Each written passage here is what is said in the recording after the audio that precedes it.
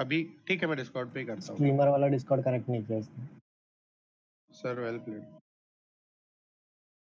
I am waiting tell me whenever you और पूरा segment फिर से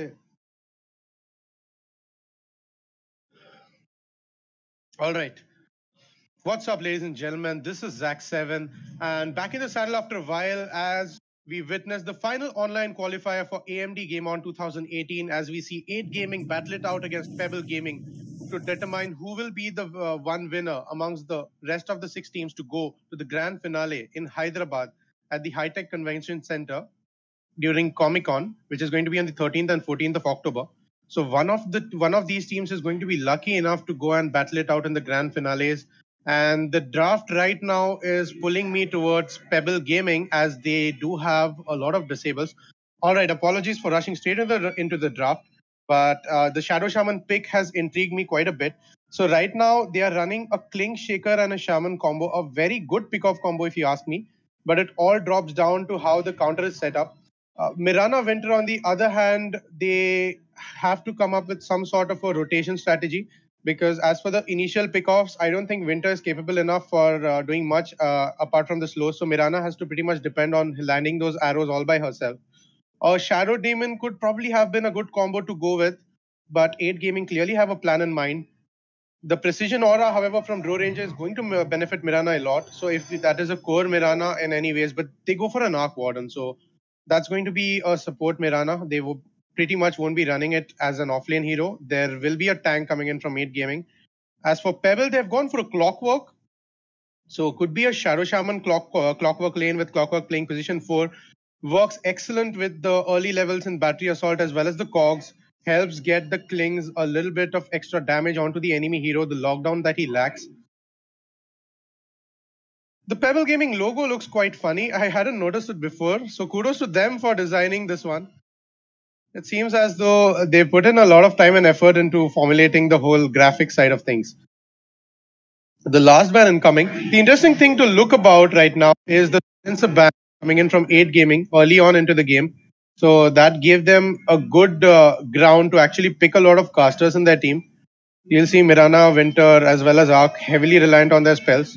Draw not so much other than the Gust, but then again, the Moonlight Shadow is going to give them a bit of an edge during the fights as well as to initiate and to escape. We'll have to heavily rely on warding from Pebble Gaming. Gems are out of the question a bit because an early gem would be a gamble, considering the fact that Kling's position 1 for Pebble Gaming is going to be a primarily invisible hero. So picking up a gem against 8 Gaming early on for Pebble would be a bit of a gamble, lest they lose it. A good, very good pushing lineup. And the Undying pick, finally. There you go. So 8 is pretty much formulated on getting a lot of tankability into the game and holding off as many strongholds as they can while Drow farms up and goes on with the Rat with Arc Warden. There's going to be a lot of split pushing from their end. Not really full on heavy duty fighting, but then Undying is there to take the load as Pebble Gaming is going to go for a 5-man wombo combo strategy right now. The counter push, again, strong from Pebble as well because they have a Klings on their end and that always helps if you want to melt down towers really quick. Klings is there. You have the Serpent Walls coming in from the Shaman. And with that, both these drafts have finalized and there we go. Some really good sets coming in. Shaman does have that Immortal on him. He's looking good. Ladies and gentlemen, AMD GameOn 2018. Do you have your game on as we go live with Pebble Gaming versus 8 Gaming? This is Zach7 in the commentary box for you guys.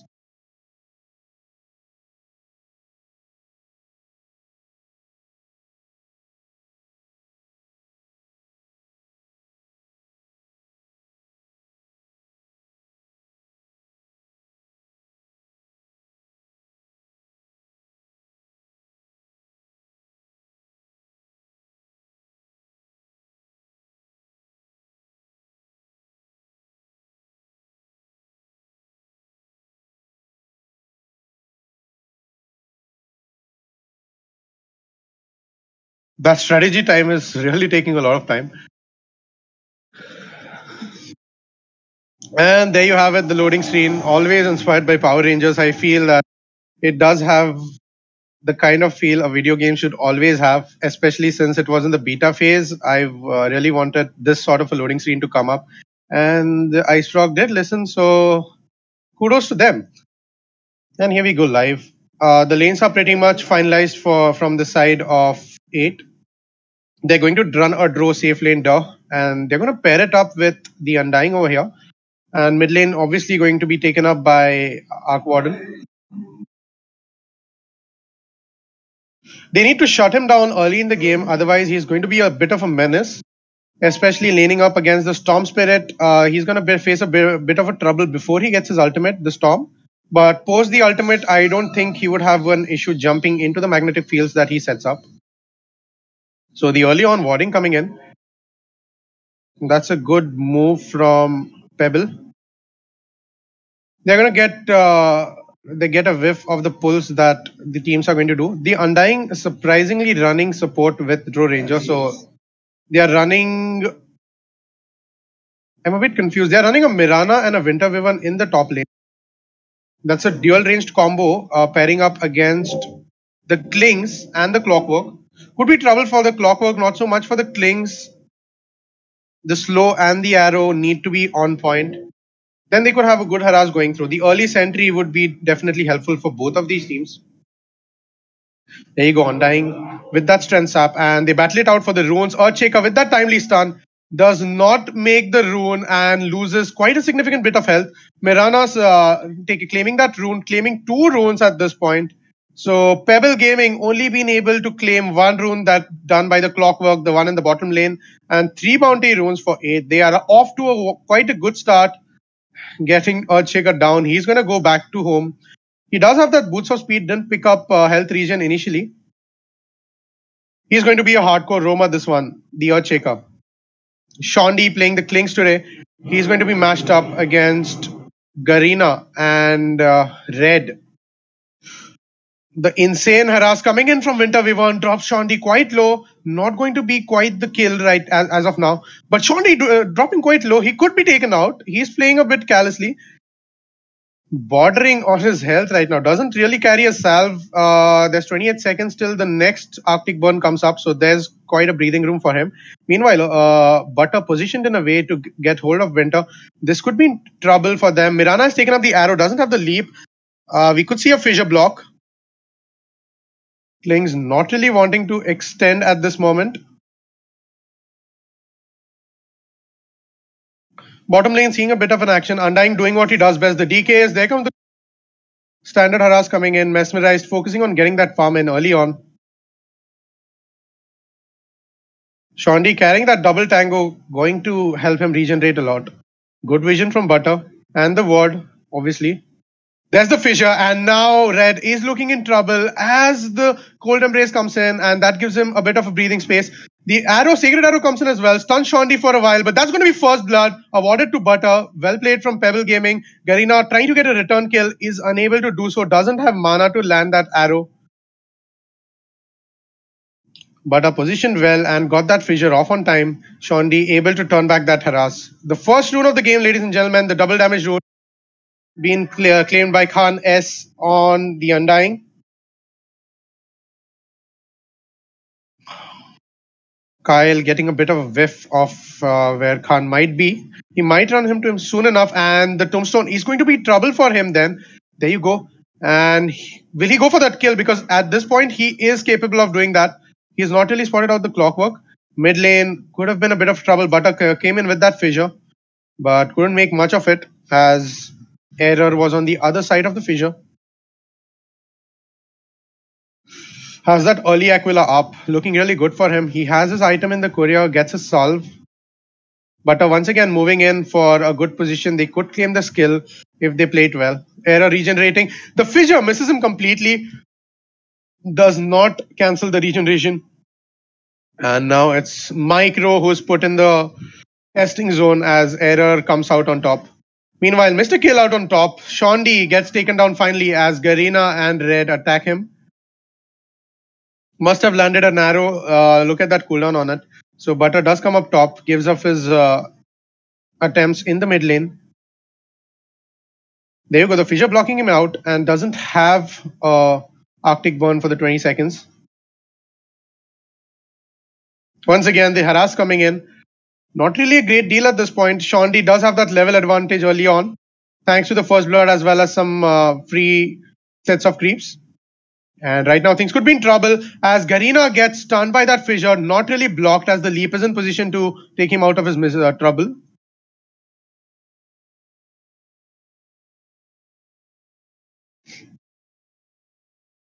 Successful pulls, but all in the knowledge of Pebble.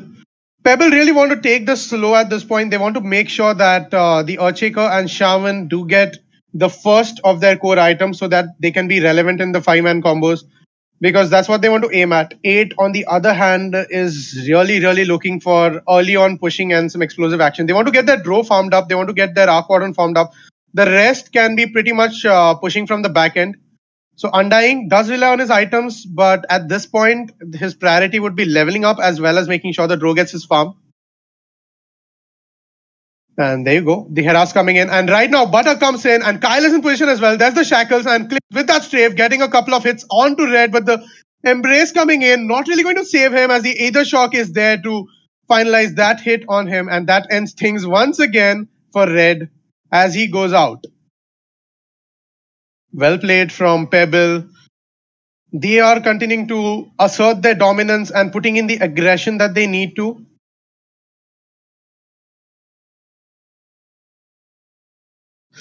The haste drone on Micro. This could be trouble for Red once again, as this could be a hat trick for him. And there you go. Not really much he can do. The Cold Embrace was there, but he didn't attempt to use it. Meanwhile, Shondi getting taken out by Garena all by herself. Levels are up to 5. Great work on that arrow and the Starstorm. Micro trying to get a couple of fills. There's the Shackle and Butter with that fission in place. Can she leap out? Not in time, as Shondi is in time to take revenge. Had that leap, couldn't really make much head of it since the stunts were quite apt. The Tombstone finally coming out, Khalnaik getting slow by that Frost Arrow.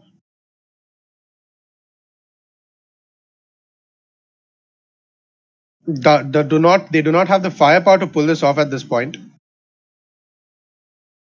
Undying is trying to do his bit. He is making sure that Dro gets her farm. Once again, Dro looking to complete her power threads. Micro and Butter. Micro at this point not really in lane. So Era sitting on 34, 35 last hits. And he's gotten 2 waves of creeps all to himself while Storm was out there ganking in the top lane. Era looking really strong on that Arc Warden today. He could be the make or break for 8 playing position 2, as he pretty much dictates the space of the game in the during the mid game. He can dictate whether to go and rat or to come all out and fights. There's the Gust, and now Khalnaik getting the full force of Mesmerize. They're not going to follow up, and now they realize Error is going to be a threat. And there's the zip in from Micro. There's the fissure. It connects. The static remnant comes in as well. Error trying his best to survive at this point. Micro doesn't have the mana, and things could be very well against Micro as he falls. Error gets that one. Still alive with a sliver of health. Can he run away? Butter going to fall as well. That's a double kill for Error. Oh my god. Beautiful rotation from Khan S as 8 makes sure that mid lane is not lost. And Pebble, on the other hand, need to recount and collect their cards before they go in on the second gank. Shondi getting initiated upon the dust popped and the strafe is in place. No mana for the fire arrows at this point. The shackles come in onto Red, but Shondi falling, Garena falling low and finally getting taken off by Kale. That's a bad trade-off for Pebble, I would say. They lost Klings for Mirana and the Zip-In coming in from Micro, ready for vengeance. The Shackle is in place. The Remnant going to summarize things, but Micro finishing that one off with the Overload. That's a level 3 Overload on Storm. He's going for the standard no Vortex and 3 Overload build. So pricing could have gone for 1 charge in the this thing. He could have benefited from that early on because he could have gotten off a couple of extra hits on the Warden with Vortex. And now Mesmerize looking in trouble. Zen Fissure, no way he can lift. The HP not really on his side as Khalnaik finally gets his revenge from all the Heras. Khanes and Mesmerize are thrown on him. Ladies and gentlemen, Khalnaik on the clockwork, playing the role of a villain, ironically, not ironically. But securing the double damage rune, they could very well go again on Error. There's the ultimate from him. His clone, the Tempest double, is going to be trouble for Micro. But trying to make things better for him, absorbing all that damage from spirits. And the Tempest double dies before he can be a fuse. And now The Shrine is going to be consumed by Pebble. They could come in strong with that double damage. Error at this point, really very fat. He's a threat that needs to be curbed at all points in this game right now. Otherwise, the Arc Warden is going to snowball out of control, and once the Tempest doubles and the BOT comes in, you know how it works out. So, currently focusing on building his Midas. The Spark Wraith really getting the job done against the Storm Spirit.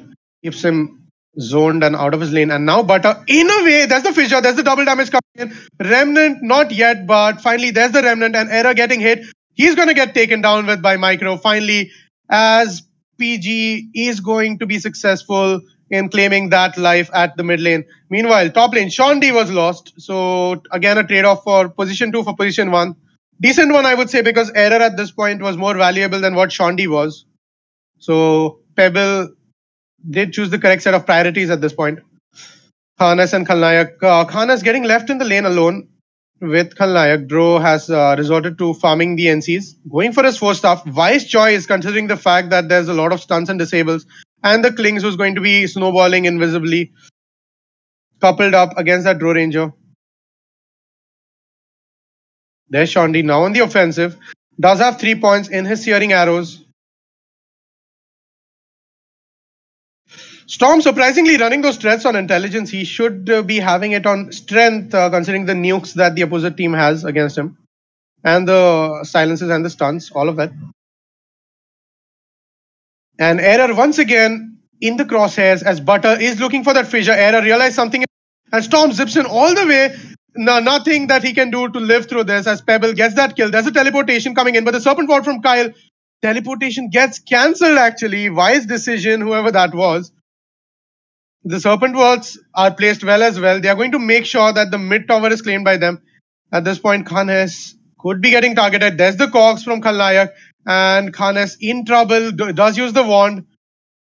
Pops the tombstone as well. He's gonna fall. But Khalnayak looking in trouble. The Blade Mail getting him low, but Khalnayak is gonna fall as Mesmerize comes in. Not really blocked out, uses that salve to his advantage, and Mesmerize is going to live with taking that kill. Khanes in a good trade-off. It's Clockwork versus the Undying, giving the fact that Dro is benefiting for it. It's a worthwhile trade, I would say.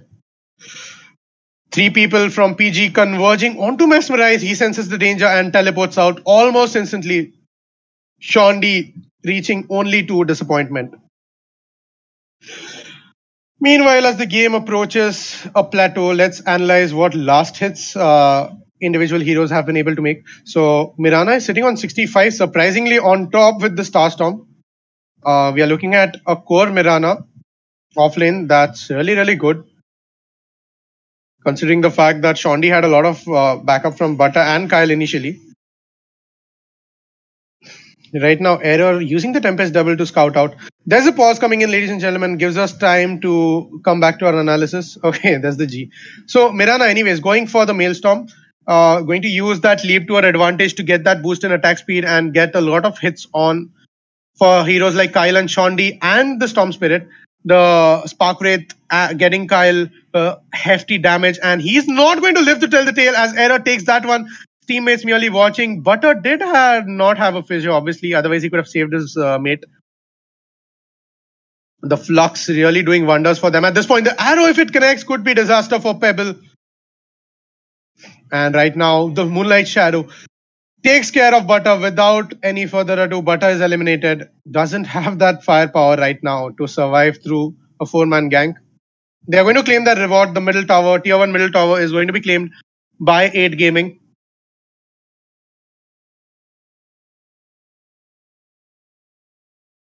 A lot of stuff going across the map and the net worth. So Mirana is sitting again surprisingly on the highest net worth as opposed to Error or the Storm Spirit.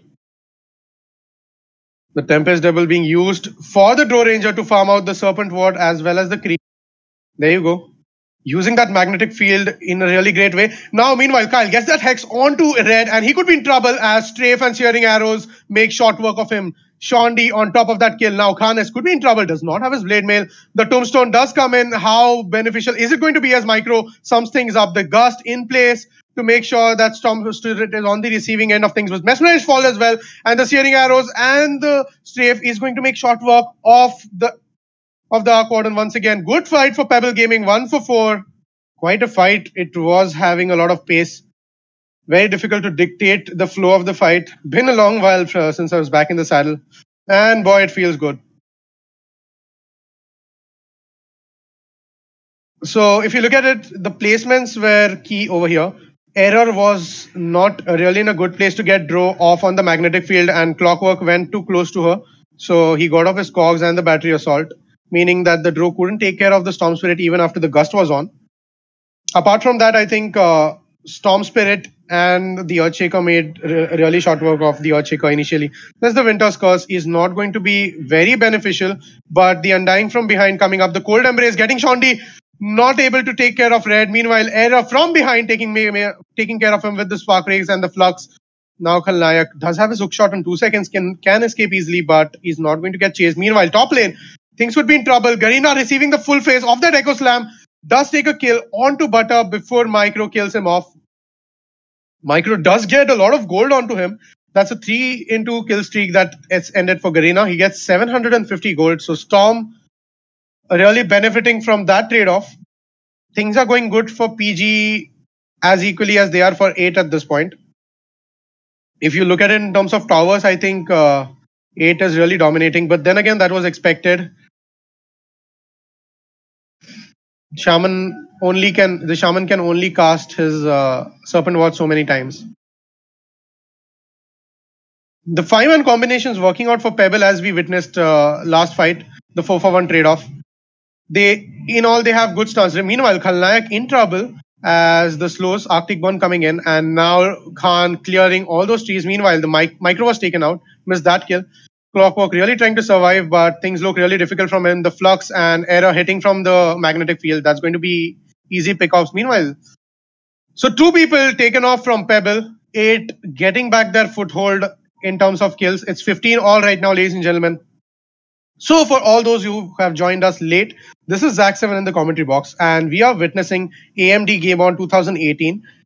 The match is between Pebble and 8 Gaming. The winners from this particular online qualifiers finale are going to meet you guys straight at the High Tech Convention Center in Hyderabad on the 13th and 14th of October. So there's the AMD GameOn grand finale is happening on the 13th and 14th of October alongside Comic-Con. So if you want to meet your favorite teams, guys, that is the place you need to be. And obviously this place right now to make sure which team you're rooting for.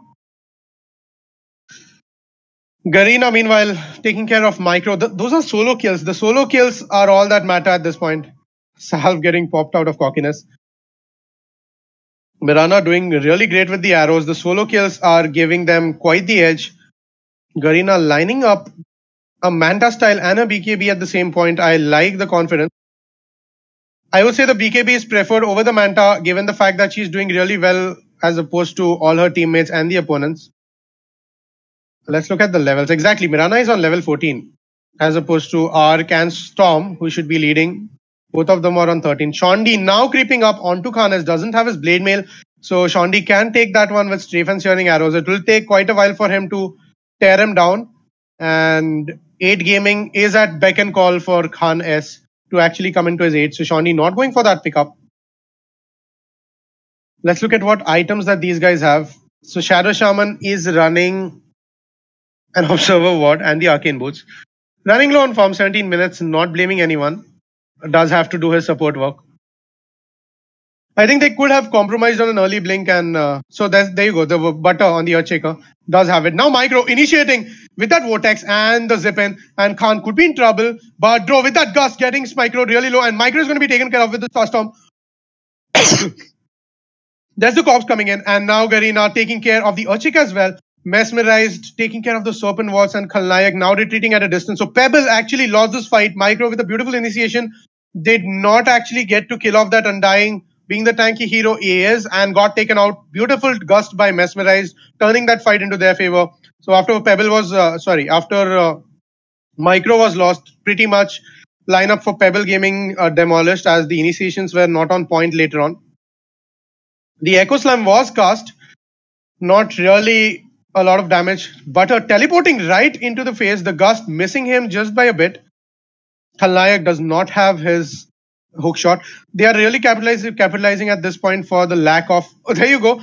There's the zip in coming in from the storm. They could have followed up. If he had that dust, he could have followed up. Beautiful zip in from Micro. That was a gamble. Error at this point. It's Shondi again alone. That overextension is going to cost him if they have detection, which they do. Error right now hexed, and he could be taken care of. PG is quite close by. They couldn't take care of Shondi soon enough, and Error falls in a retaliation from Pebble. They're not going to keep quite here. The zip in from Micro. This could be trouble. The Vortex comes in. Khan is right now looking in trouble. He escaped earlier. Can he escape anymore? The Remnant comes out, going to fall really low, but the Cold Embrace getting him a bit of a margin. Oh my god, look at that regeneration. Shondi coming in. Final kill being awarded to Micro. And there you go. There's the Winter's Curse. And now Shondi killing his own. So sorry, but your teammate is the one who's going to finish you off. That's a fatality coming in from Red. I really hate this thing, the Splinter Blast. It hits really hard. The Splinter Blast is very painful. It should be nerfed. Then again, depends on how much mana you have at your disposition after casting all those spells to save your allies. Error in the bottom lane, building up that 4-staff, does have his Maelstrom. He's going to give him a bit of an edge. And now Shondi in great position. He's going to go straight in and aim for the Tempest double. And off he goes. Shondi getting on top of that kill. Does get his bit of gold. Unfortunately, not the real one, but slowing things down brick by brick for 8 Gaming.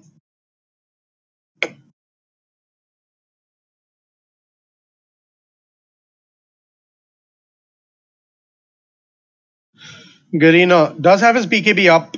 Quite a wise choice. He can really stand and dish out that heavy damage at this point. Dro gets a bit of a breathing space given the fact that Garena is going to be dominant in game. Shondi retreating in time. The arrow coming a bit late, and Butter always there for backup. Does have his Echo Slam up. Level 1, but an Echo Slam nevertheless. So we could see an Echo Slamma Jama very soon. Shondi in the meantime, that's a level 3 on the Skeleton Walk. So he could have gone for team fights. His weapon of choice is warranted for the MKB, given the fact that he has to hit out of the magnetic field. And there you go. There's the Echo Slam. And Garena looking in trouble. Butter initiating with that Echo Slam itself. Sorry for that, ladies and gentlemen. Shondi really using the strafe and the searing arrows on point 8, not really close to help out their teammate. Garena fell to that, and that's 685 gold to Butter. He's looking really happy with that one over there. Utilize this Echo Slam well. Going for a Shadow Blade, that's surprising. I think a 4-star pickup would have been much better, considering the fact that they do have a Clink, so detection is called for in the opposition. So maybe the initial 2 invisibilities would go unnoticed from Earthshaker, but any subsequent ones would be clearly noticed and punished for. So I would suggest that PG Butter would have to reevaluate his priorities and go on and build a 4-star. Meanwhile, a pause coming in. So that's 2018 right now for 8 Gaming versus Pebble. AMD GameOn 2018, ladies and gentlemen. Zach7 in the house. As we take a really short break, I'll be back once the game starts.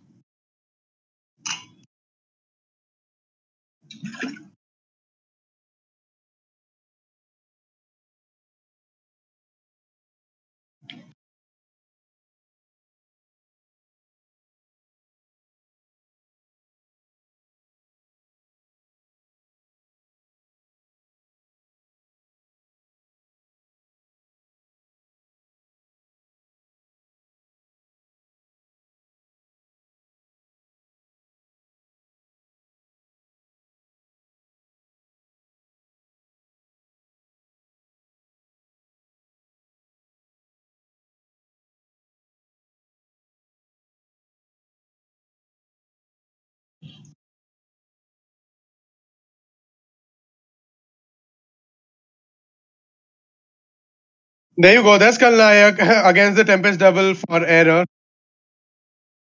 They know that they need to take care of that thing. That thing itself is going to be very, very troublesome. Not using some certain words that would pollute the nature of this shoutcast. But I think most of you get the reference. The Tempest double is perhaps the worst nightmare against Pebble Gaming right now. Going for Roshan, Mesmerize does have that DD on his side, and the magnetic field is only going to make things better for 8 Gaming. Butter does not have that Echo Slam, unfortunately, or this could have been another $6 million one and could have been a tribute in the hat of EG. But the fissure does come in nevertheless. Pebble does come out and takes out the kill. Error could be in trouble. He gets taken off, but Red, the one in real trouble against that Serpent Watch. Error needs to get out of this place right now. He's in trouble. Kyle getting the full face of the offensive from 8. So that's 3 people lost from Pebble. Basically, Pebble lost the Roshan and lost the fight as well. Errol did lose his life, but that was the Aegis. So 8 could come in hard in the mid lane and end things well and good. While Pebble Gaming could be in trouble. They needed an Echo Slam, which is going to be up in 30 seconds now. So if they go all out, if 8 goes all out onto high ground and Butter does get that early Echo Slam on, the ward comes out in place. The fissure is there. This could be good because both the teams have come out on top. The lineup of Pebble Gaming going on. The Shadow Shaman does not have a Serpent Waltz at this point, but that's perfectly fine. And there you go. In Butter getting in place for that Echo Slam, 3 seconds, and things could be really, really troublesome. Watch out as Butter is going to come in with that Echo Slam. It's a 4-man Echo Slam. Meanwhile, Shandy making short work of Khan S. Error falls as well. That's a reverse kill for Micro. Going to go for that third kill. Micro is going to zip out. Mesmerize falling dangerously low. Khalnayak scouting it out with that hook shot. That's 2 for 3. But that Echo Slam hit the spot, not only for the teams, but for the spectators as well. As Pebble made a hefty comeback into the game and bought themselves a little bit of time, did not lose their racks. Micro was on his toes, ready to zip in once that Echo Slam connected. Butter very well done with that Smoke of Deceit and good placement. They expected him to come from front, but he actually rotated from behind. They should have had a couple of observer wards out there. Meanwhile, Shondi getting in place to take care of Garena. There's the zip in and there's the Orchid Malevolence. There's nothing much to say because at this point, Shondi does get those couple of hits onto him. And the BKB is down, so is Garena. Things again are in the favor of Pebble Gaming. Just a minute ago, ladies and gentlemen, Dota is a game of comebacks. Just a minute ago, 8 Gaming was looking all strong and fit to end the game. And their primary player is fallen with the BKB on the cooldown. Kyle now coming up, trying to get that zip onto the Tempest double. The Orchid Malevolence helping out a lot. Mirana did have to trigger her BKB. Shondi not leaving any stone unturned with that MKB. I think he just goes all out and bashes heroes with it. And now Error, this is the real deal. He could be in trouble. He's extended quite a bit. Zipping from Micro. The Orchid Malevolence is not even needed as Shondi make short work of him, coupled with Micro. That's a ton of heavy duty damage. It's a global gank, ladies and gentlemen. It's a global gank. Mesmerize now on the front lines. His Shadow Blade is going to conclude very soon, and Shondi gets a whiff of it. There you go. The hook shot missing, unfortunately, and Khan is now on the offensive. The dust getting popped out, the gust right on point, and now Shondi in trouble. Does not have his BKB yet. The slow not really affecting him a lot because the bonus movement speed from the skeleton walk is going to grant him that extra bit of speed that he needs to escape from the sticky situation he got himself into. Kudos to Zack7 for that longest sentence in the cast. Mesmerized and Red. Getting those wards out.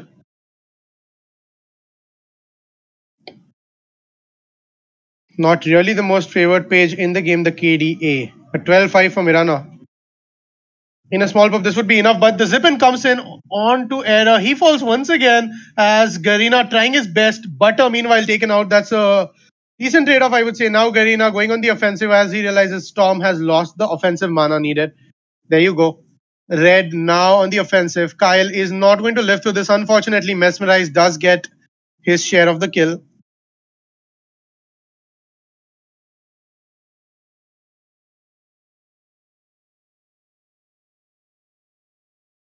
Hookshot coming in from Kalnayak onto Khanes, and his other cock is needed at this point because Shondi is launching one arrow after another. Before the second even lands, his two arrows are out of his bow. And the arrow coming in onto Kalnayak. He looks in trouble. That leap. Oh my god, the blade mail gets Garena lower than Kalnayak should be.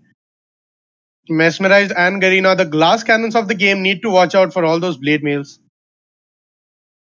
Shondi once again on the offensive. The invisible little demon is moving around, reducing the enemy team to shambles. Exactly what PG wants. Pebble Gaming for you, ladies and gentlemen. So let's have a look at their flags and the logo. Cannot really zoom in more than this. So this is Pebble. It's like a small puppet with a arrowhead on the back of his head, and the face resembles the letter P. So there's only one eye because the P has only one small oval type of a loop. And at this point, I feel that my priority should be spectating the game and not admiring logos. So I'm going to do just that. That Rocket Flare is going to scout out some place or the other. Khanes once again with that Hood of Defiance. Doesn't have his Blade Mail up yet. Surprising, given the fact that he's lining up against Klings. There's the Gust coming in, and Micro doesn't have the BKB. Doesn't look good for him, and Micro feels that his teammate shouldn't live. He's hitting Kyle mercilessly. That's your teammate, Micro. Just kidding. The Winter's Curse has its own advantages and disadvantages. As Kyle gets taken out with the Serpent Wand off cooldown, that's an asset lost for Pebble Gaming as it capitalize on this opportunity and head straight down the road to victory towards mid lane racks, the prize that they have so far and so long seek to claim. Teleportation coming in from Shondi. This is the final stand, ladies and gentlemen. This is it. The make or break. I am going to spectate Butter. Garena on the prowl. He wants to make sure Butter doesn't get that Echo Slam out. The hook shot coming in. Butter does have a chance to go in, but he's not. The Echo Slam coming only onto Red. A very well placed Echo Slam, I would say. But things are going left and right as Micro zips in onto Error. He gets taken out as well. 8 Gaming retreating, mesmerized, very low. Garena full HP, not really sure about his role in the current fight. Did not have his BKB of CD. Shondi at this point trying to get a load of mesmerized, but doesn't really spot him out. But Garena on the other hand is not going to be so lucky as Shondi is going to scout him out. He's going to TP out of that one. Will he make it is the question, and he will indeed. Khanes with the occasional DK, not really hitting anyone. The panic DK, I would say. The most adorable character in the game, ladies and gentlemen, Undying today. Undying needs to make that Blade Mail anytime now would be good. Does have his Pipe of Insight up, offers a bit of protection against that Echo Slam as well as the Aether Shocks, the Static Remnants, and all the Banes that Pebble Gaming has to offer. The arrow disappearing into thin air. Going for that Manta straight Mirana, scouting out that Roshan is going to take a bit of a while to come back up. Fantasy points. So 15.9 for the Earthshaker. There you go, Butter, for all those Echo Slams you put out. I think the one was for sure hate against the Winter Vivan, because who wants to play against a Winter Vivan? Makes your teammates turn against you. So that one was for making Micro take out Kyle. Butter took one for the team and dished out that Echo Slam. Just kidding. No one trolls in serious games. Coming back to the game. So Red is going all out on the warding, going for a Glimmer Cape. Once again, items of invisibility getting targeted heavily, as opposed to the fact that both these teams do have very, very primary key characters playing the invisibility role. So making invisibility items would be a bit of a gamble, I would say, coming from an honest Dota player's opinion. Could have opted for better mobility items or use or perhaps a 4-star. And there you go, Mesmerize now in the vicinity of Shondi. But little does Shondi realize that he is alone in a maze of 8 Gaming. The entirety of 8 Gaming either getting scouted out by Shondi or Shondi getting honey trapped into attacking Mesmerized. They now realize that the Moonlight Shadow is in place. Butter, oh my god, Butter, he is in the perfect position to go for it. But Garena, can Garena spot him out? Yes, he does. And now Mesmerize, everyone is going to capitalize. Poor Butter, get hit by Roshan. He gets taken out by him. Oh my god, that has to be the highlight of the game. Can we please do highlights of the game? Because that one is for Roshan. Meanwhile, Error, the entirety of 8 Gaming going straight for that Roshan. Poor guy, Butter, going for 2000 IQ plays, getting himself an amulet. Oh my god, Kyle getting taken out. The blacking bar getting committed for him. No Butter, no Kyle. Pebble, should you be really taking this fight? That would be a good time to get back on your high ground and defend. Once again, the scouting rocket flare. Khan is not amongst friends, I would say. He has taken out. That's 2 tombstones. And Shanti getting greeted out. There's the hook shot. But is it going to be effective? Khalnayak coming in really strong. Micro with that BKB finally can go for that error. Goes on an unstoppable streak. Takes out the Tempest double. Red now getting targeted. He does have a remnant to take care of it. But Garena making sure his teammate lives. And Storm does have that Aegis at this point. So it's Shanti versus Mesmerized. He could be taking care of him. Mesmerized trying to run away, but Micro on the offensive, not really finding out the Draw Ranger. Mesmerized getting into a series of good jukes and clinging on to their life. What started out with a sad play for Butter ended out in being the most pivotal element of the game for Pebble Gaming. The game is not concluded yet, but could be a pivotal element in the comeback, I would say. So, Butter very proud and on the offensive once again has that 2 points in the Echo Slam. He deserves a showcase view, ladies and gentlemen. That's Pebble Gaming Butter for you. The pseudo MVP of the match. The MVP is Roshan, so he's going to be the pseudo MVP. Draw Ranger not looking really strong on those items. Does have his sustainability. Can dish out can pack quite a punch and dish out his end of the damage. Really needs that 20 level. He could go for 20 marksman agility considering the fact that Era will be the one. But now on a solo offensive, will he go for that Echo Slam? He decides against it. Doesn't really know about the whereabouts of his enemy. But Shondi, the man in charge, the cleanup guy, comes up with a skeleton walk on the offensive, prowling and looking out for enemies. One sentry ward could mess this up for Pebble.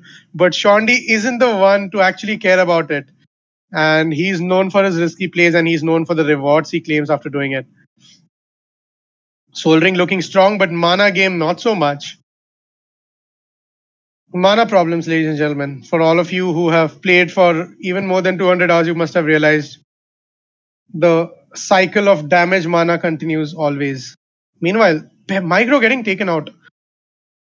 I missed that one. Sorry, I went rambling on, but I missed that kill. So that was a very important kill. 1351 gold awarded. And that to Garena.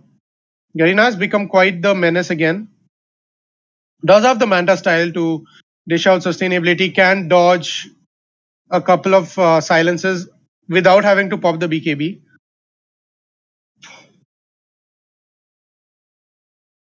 Does help with the 25 mana break, especially against the Storm. So there's the Echo Slam. That's a 2-man Echo Slam and the Gust follows.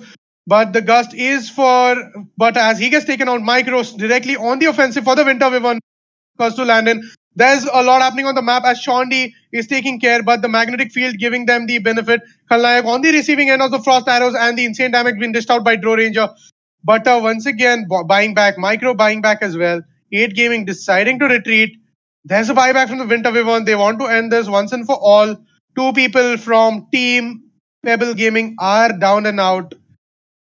Without their abilities, obviously, ladies and gentlemen, the Serpent Wars being committed.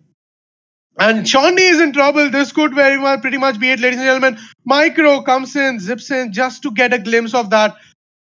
Shondi gets taken out. Does he have a buyback? Yes, he does. That's not going to be an issue. He has a lot of gold, actually.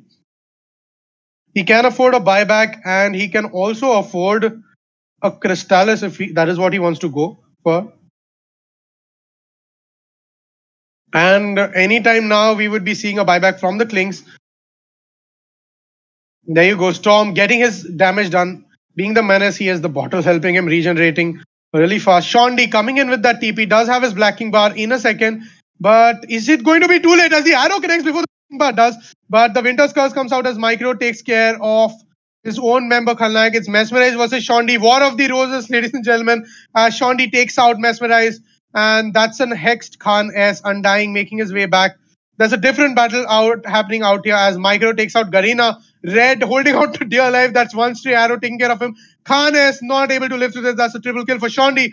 Pebble Gaming with those buybacks once again making a comeback into the game after losing their barracks, but getting a small bit of damage and XP into their change. So the XP change was 8k from their end. Tempest double getting taken out. Quite a battle. It's a neck-to-neck battle, ladies and gentlemen. We won't be determining a winner this soon into the game. Everyone is amping up and getting their abilities and items out, especially the split fights that are happening at this point. So 8 is very clever to have their fights split up. They make sure that not all of their players are in one position after the disaster that happened in the mid lane previously. And the lineup you see pretty much is Era sticking with Draw Ranger to help with the magnetic field. Garena on the prowl for Shondi as well as Butter to land those Echo Slams. And you have Khan S somewhere around. And Winter Vision is always behind Error and Draw Ranger, but he gets targeted. So Micro makes it a point to actually zip in. So Pebble also has a significant hand in splitting out the fights. That makes it different fights altogether. So if only Pebble Gaming can find 8 sticking together, they could actually get off a really good fight. The Serpent Wards would help in getting a pick off onto Mesmerized or Arc Warden for that reason. So if they pick up either Error or Mesmerized into the Shackle and the Serpent combo, things could be very good. Micro gets a window to shut them down. You can have Shondi tackling someone individually. Meanwhile, the lineup of 8 Gaming smoked up and ready.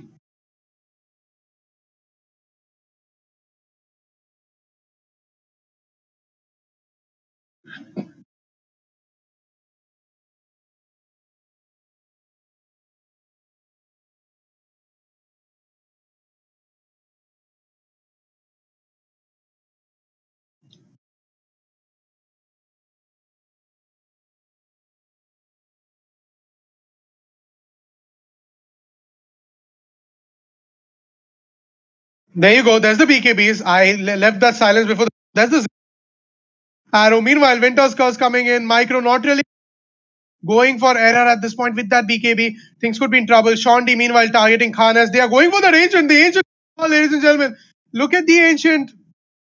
Where is Garena? Garena is hitting the Ancient. Things could be ending. And what a game as Pebble Gaming lose their Ancient in a bid to win a team fight. What a game, ladies and gentlemen. The Serpent was everything committed to the defense, but 8 Gaming focusing only and only on the Ancient. Garena getting those leaps out to the other end of the Ancient and trying to get those couple of hits off, and he's the one who concluded things. What a game, 35-41. Beautiful, beautiful game. And 8 Gaming is going to be the one you're going to witness in Hyderabad. Tough luck for Pebble Gaming. Hope to see everyone later in the scene. This is Zach7 signing off.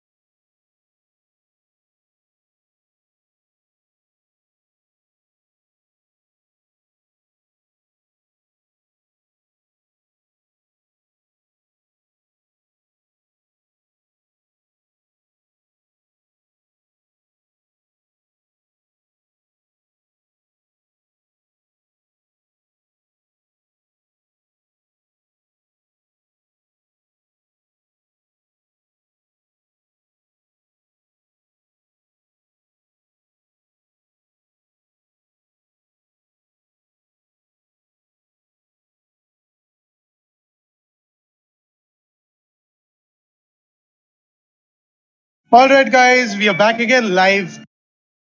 We are in the draft phase of what is the second match in the best of three of AMD GameOn 2018, the final leg of the online qualifiers. It's the best of three of Pebble Gaming versus ATE Gaming. I hope everyone is now happy with that. So ATE Gaming, my bad, I mispronounced that the team name. It's really convenient to say 8, but ATE is the right way.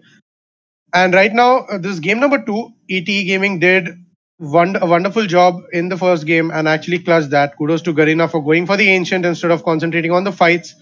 And shout out to Butter for that Shadow Amulet in the Rosh Pit. Love that. Shout out to the MVP of the game, Roshan, and to the pseudo MVP of the game, Butter. This event, by the way, is organized by PlayMax.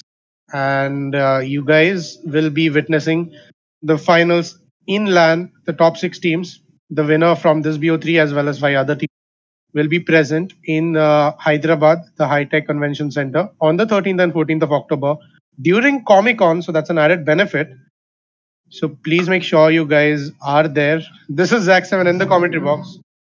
I, for one, am not going to miss the action. Not after what we witnessed last game, especially the Echo Slams and the Serpent Wards.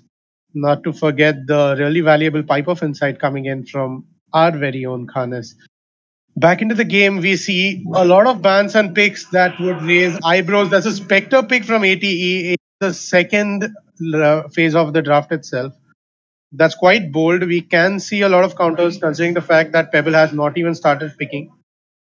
There you go, Bristleback for one.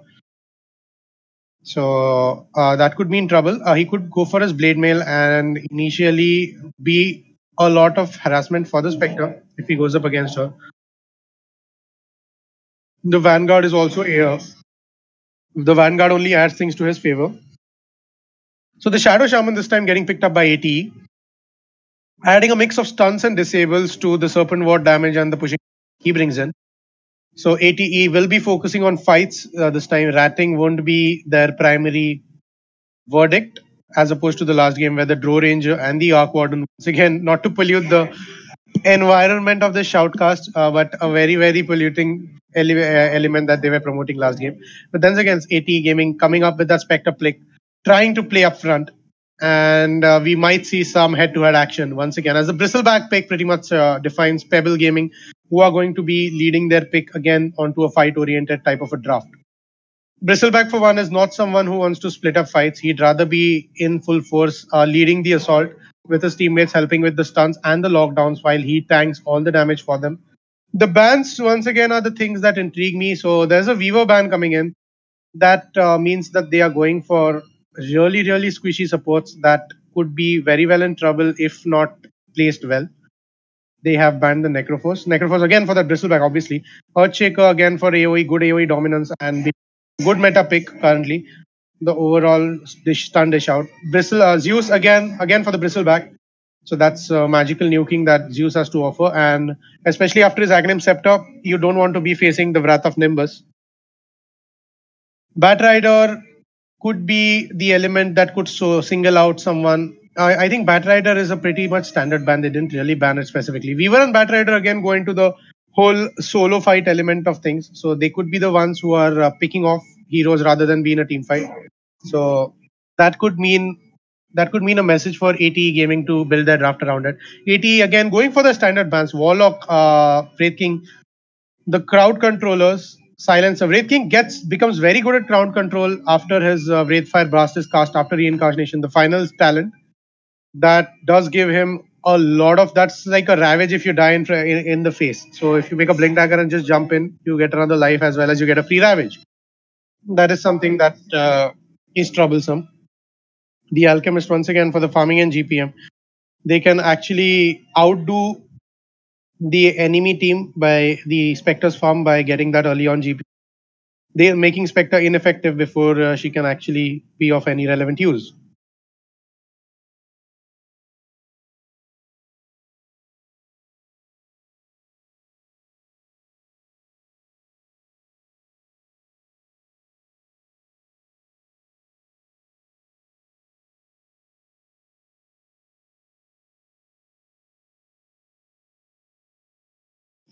Elder Titan, haven't seen that one in a while, but seems like a pretty good pick, especially with the natural order going to only worsen things for Pebble Gaming as ATE have pretty much defined their draft. It's going to be a full-fledged team fighting spirit for ATE. They are going to go with early on aggression. The Spectre, it wouldn't come as a surprise if the Spectre skips Radiance overall. Can go for a refusal and start the harass 20-minute on. Could make the Radiance as a third core instead of the second. Vanguard obviously being the first item of choice, especially against the Bristleback with that Quill doing physical damage.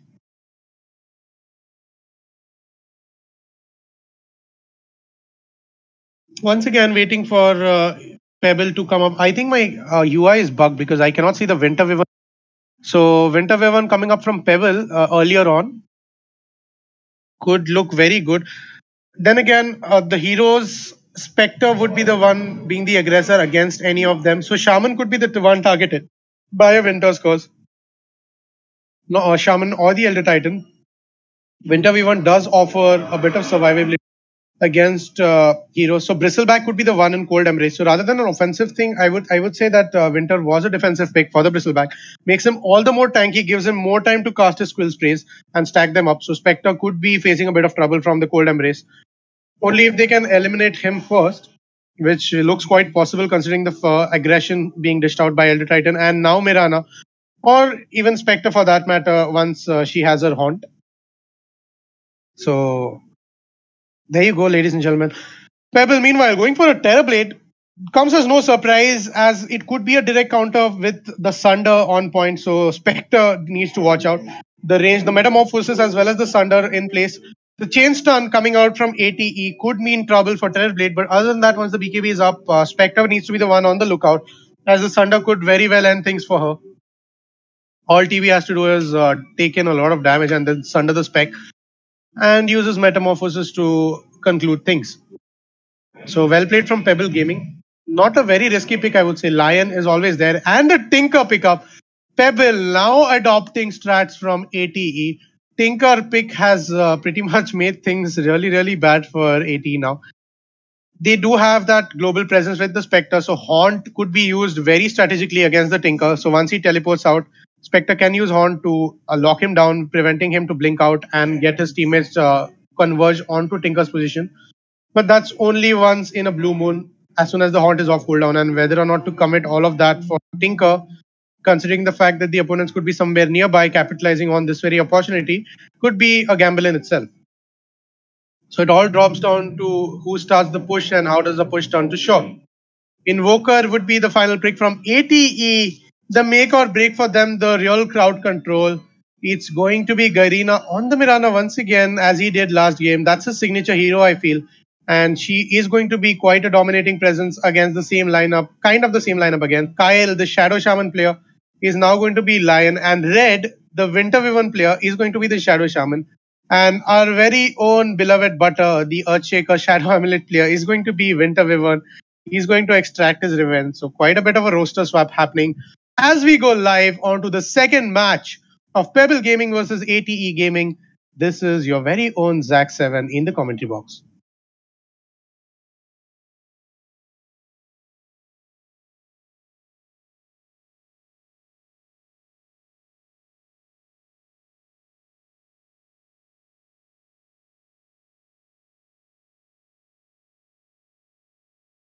All waiting for that awkward silence of the strategy time to go out.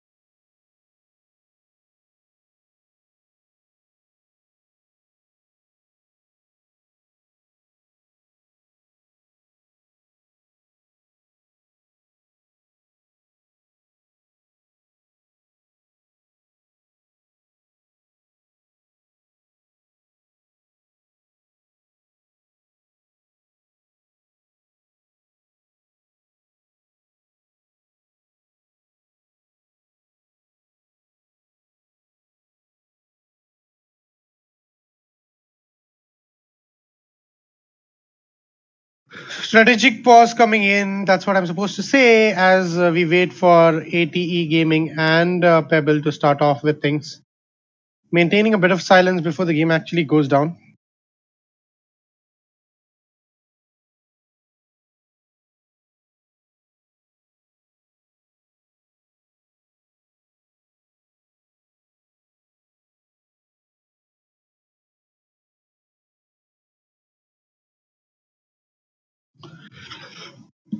All right, back with minor bug fixes. Update number 2.0.5. As our very own Butter makes it in the bottom lane with that observer, looking to place it right in the bosom of the enemy rune. That's somewhere he wants to put it out. Red putting that observer ward on his high ground as opposed to the enemies, saving Invoker from the untimely ganks that do come in.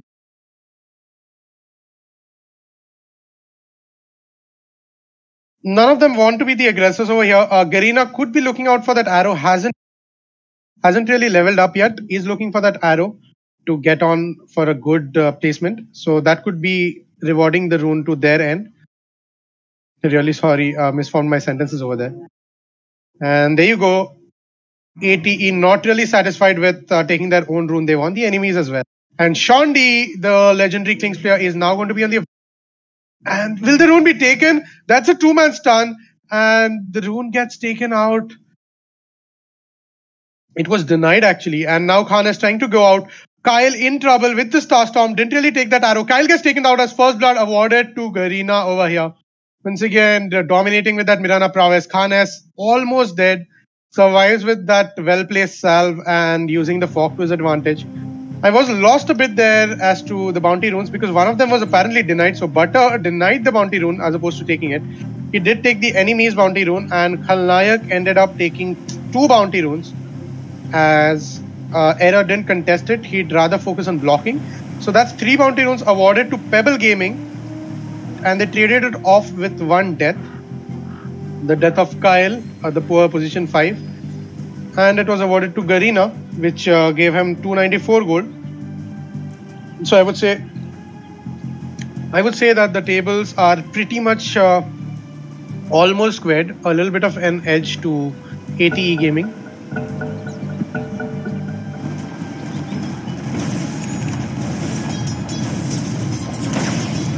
Micro with the last hits. Almost forgot to get the tap down for you guys. So that's 2 last hits for the Tinker. Make that 3. Make that 4. Oh, he misses that one, but he does make sure he gets that with the laser. Tinker, Micro over here, being the obsessive guy that I am, OCD guy that I am. Kyle does have his own spike up. Could mean trouble for Error. Getting that harass in was 3 breaks with the Tango. Shondi falling low. Suffering from the huge HP difference that he has. Micro, in the meanwhile, does get a kill on Mesmerized this early into the game. Mesmerized position 1 from last game. Door Ranger is playing the Invoker for ATE at this point. Did lose out early. They got a good rotation from Butter over here. Known well for his rotations as compared with the last game as well. It's Khalnayak versus Error and they have placed Kyle over there. Running a dual lane setup. Not bad, I would say. They needed to lock down and eliminate the Spectre. Now, Shondi could be in trouble as Khan S is on the offensive. Does have his Astral Spirit. Wanted to use it in the end, but he uses it again now. And he's going to take aura from both of them. There you go. It's Error versus Kyle. Red is in position. Does have the shackles up. They could go for Kyle over here. There you go. There's the Spectral Dagger.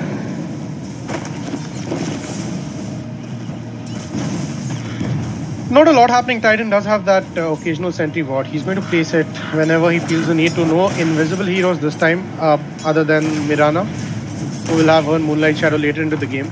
Much appreciated. Pretty much the standard game going on. Garena getting his pace against Shondi. The ranged advantage going to be used against him.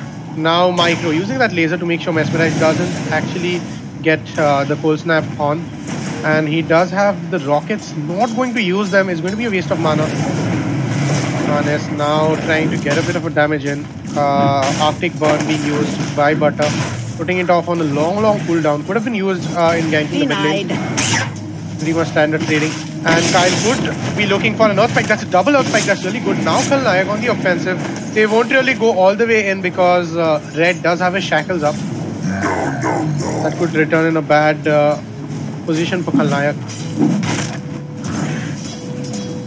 ATE, ladies and gentlemen, the victors of the first game in the series of VOC that we are running for AMD. Consider yourself GameOn 2018.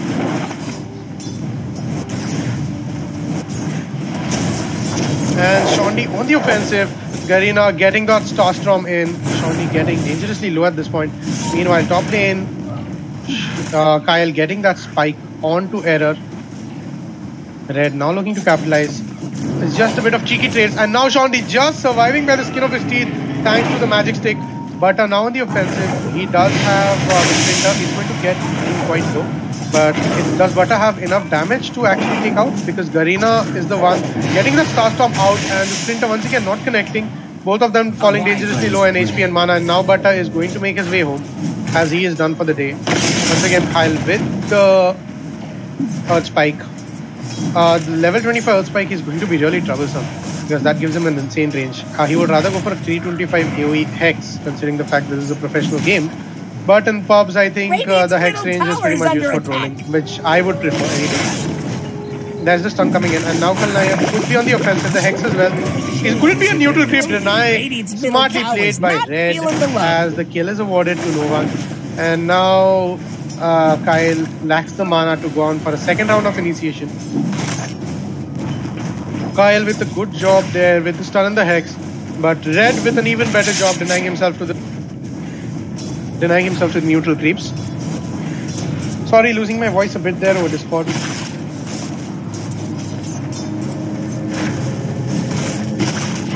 Khalnayak in the meanwhile could be going on the offensive. They are really looking for a cheeky position.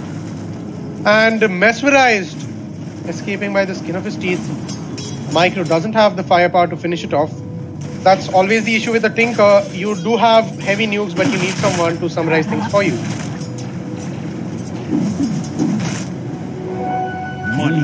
Bounty runes almost being claimed instantly, but I would say one extra rune would go towards the hat of PG, Pebble Gaming. Mesmerized now using that salve, not going to get hit by the Splinter Blast. And Khalnayak in a very good position to go on Error actually, but Kyle isn't there. Does have his 2 mangoes, so could be dishing out his bit of the stuns.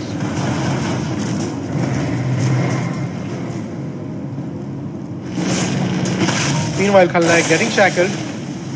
The Ring of Health keeping him sustained as well as the Tango. And now Kyle could be coming in on the offensive. There's the Earth Spike. And that's a lot of damage coming in from the field. Is there a Hex available? Yes, there is. The Mango helps him. And this could be trouble as Error gets taken out by Khalnayak. That's a really good kill. Overextension coming in from ATE Gaming. Sorry about that. ATE Gaming. As opposed to good play from PG. PG were in the right place at the right time, but ATE extended a bit more than they should have, especially the Spectre. So Error on that Spectre over here. He's going on the offensive for Kyle once again, the Spectral Dagger, but the spike keeps him in place. They take care of that ward. Khalnayak has a sentry up. Did not want to do that. The Mango being consumed to go on the offensive. Will he go all out? At this point, it looks as he will. Does have his Vanguard up. None of them having their boots, so the movement speeds are kind of matched. Mesmerized could be on the offensive. Radiant called in the fortification. There you go.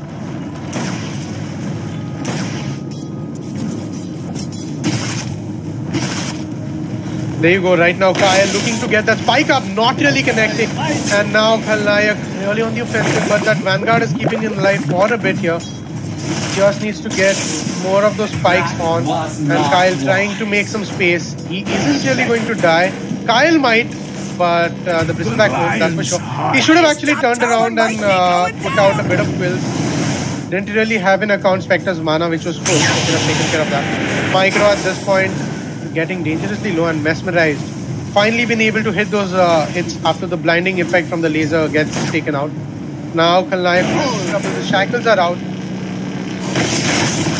And there you go, that's a 2-man spike. And things have turned around as Red is in trouble, gets taken out. Khalnayak falling dangerously low, the Bristleback keeping him alive. 3, 2, 1, and the another quill takes him quite low, but Error gets taken out. Error is the one who takes out Khalnayak with his sliver of HP, and now Kyle trying to get something on him. He gets taken care of as well. Good damage coming in from Kyle. Doesn't have anything. He's going to fall to Khanes. He has more move speed than him thanks to the Astral Spirit. Good trade I would say. You have no right. Micro in the meanwhile trying to get hits onto Mesmerized. The rockets not really being very helpful at this point.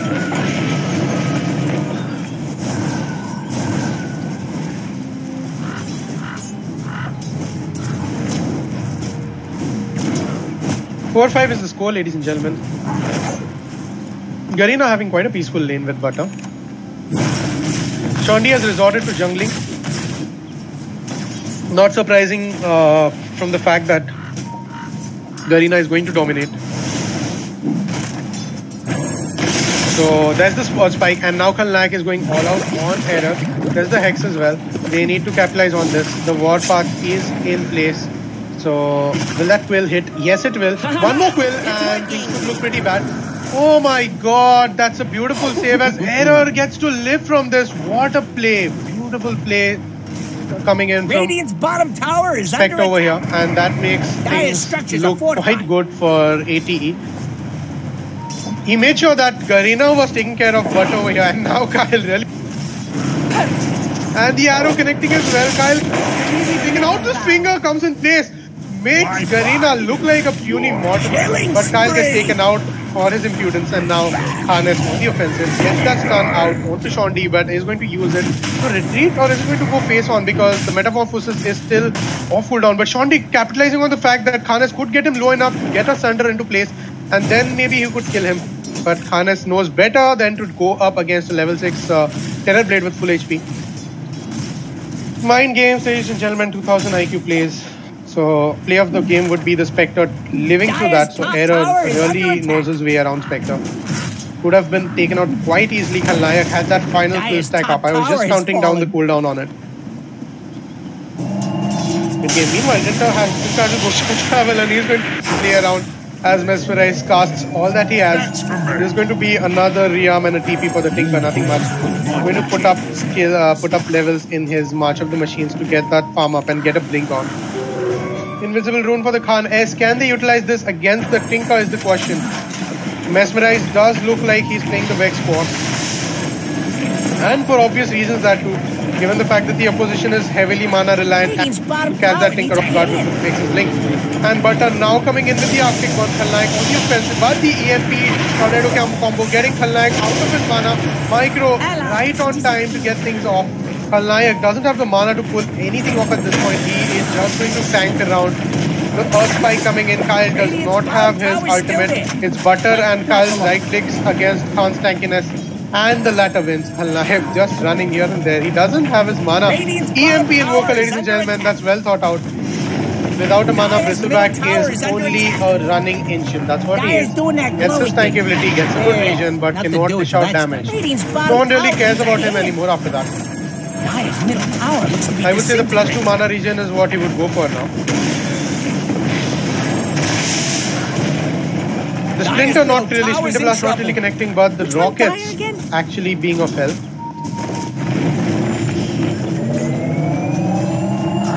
Look at the XPM, Garena once again leading the charge. The Tornado missing completely, but things could be looking in trouble with the EMP landing. It doesn't actually. Mesmerize now out of mana. Retreat would be the best place, but Kyle, on the offensive, does get that Hex on out of panic. And the stun comes in from Khanes. Does have his ultimate, the Finger of Death soon enough. They could pick up a fight here. Khanes now going completely on the offensive. The Splinter Blast connecting, the Arctic Burn getting slowed up. Now Red coming in as the distraction from Khanes has broken. Now Mesmerize on the offensive against poor dear Butter. He gets taken out with that Ether Shock. And Khanes getting targeted, not before he lands the stun. The Spectre Dagger comes in Error onto the offensive against Kyle. He gets stuck in the teeth, but the Panic Blade to his aid. Kyle gets taken care of. Meanwhile, Red does get a double kill onto Khalnayak as he takes one off as well. Khan S took one for the team as he's been taken one from the last game. Ever since that Pipe of Insight has been made, our poor old Undying gets taken off as Elder Titan this time as they take in 3 kills as opposed to only 1 from their team. So that's Kyle, that's Khalnayak, and that would be Micro. No, sorry, Butter. Micro did survive. Micro is still alive. That's Tinker by the way. So he's on 600 gold.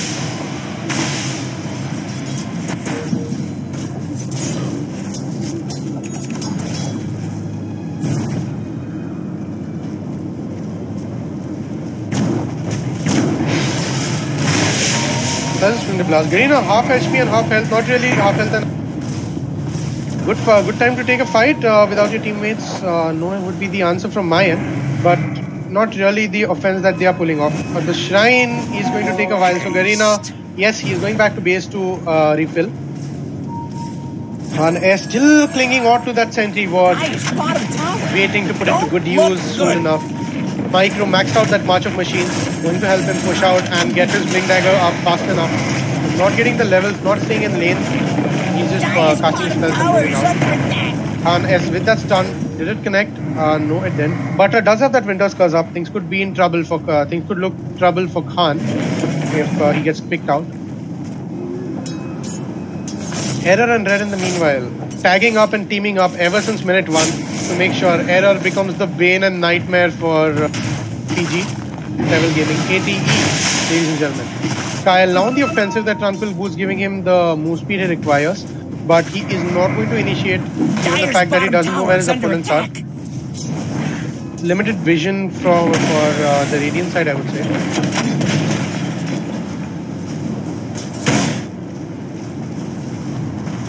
Radiant's middle tower is under attack. Dire's bottom tower is under attack. And there's the initiation, there's the Arctic Burn getting things down, and Micro be in good position to cast spells onto Error. Not really sure whether he'll die at this point. The invisibility is in place. Sentry walls everywhere, and they're going to spot him out. Billy casts the Winter's Curse. The spike is there. In point, the finger of death, ladies and gentlemen, and the dark. Is it going to be enough? Is it going to be enough? The Spectral Dagger comes out, and now Error is going to be out in 4 more seconds. That's what he needs. He's going to wait out to regenerate that bit of his health. He does have his Vote of Defiance as opposed to the Vanguard. He's decided that would be his item defense of choice, and a choice well made, as the Finger of Death would have finished things up for him pretty much. Kyle a bit surprised with how that didn't end things for him, but the Vote of Defiance spot will get him down. So Khalnaik now getting trapped by Red. The arrow is going to connect, a good combo. It didn't connect for some reason, and now Khalnaik is going to try to kill Red, but he TPs out for some reason. Actually not actually able to stun Khalnaik before he can do damage to the Shaman. So Red are home safe with that teleportation. Mesmerized in the meanwhile, going for a Spirit Vessel. The Cold Snap Spirit Vessel build still living strong, ladies and gentlemen. There's the missile harass that is expected from the Tinker. Pebble Gaming adopting the strategies what ATE did in game number 1, as they now have the recipe for instant victory, ladies and gentlemen. Tribute to our very own Admiral Bulldog, the long forgotten and unsung hero of Dota. There you go. You have a Hex coming up and your Spike in place. Micro gets time to rearm, but Tornado could be making it difficult. EMP not really hitting anyone, but buying off time for them. Shondi on the offensive with the Metaphor forces. Trying to aim for tier 2 at this point. Micro does come up as well. The stun is in place. Does connect with Shondi as well as Khalnaik, and now the ultimate coming in. Splitter gets Shondi dangerously low, and he's going to use that stun down. That's a good strategy. He does regain his HP, and now look at that damage dished out by Shondi over here. Does take care of Khan, and now Error falling dangerously low. Will he go for Mesmerize? Retreat is the option. Khalnaik once again going on the offensive, but now the walls, and oh my god, beautiful Winter's Curse from Butter as Red is getting targeted by the Spectre. Shondi now summarizing things. Red gets taken out. Error now targeting Butter, takes him out for that Winter's Curse.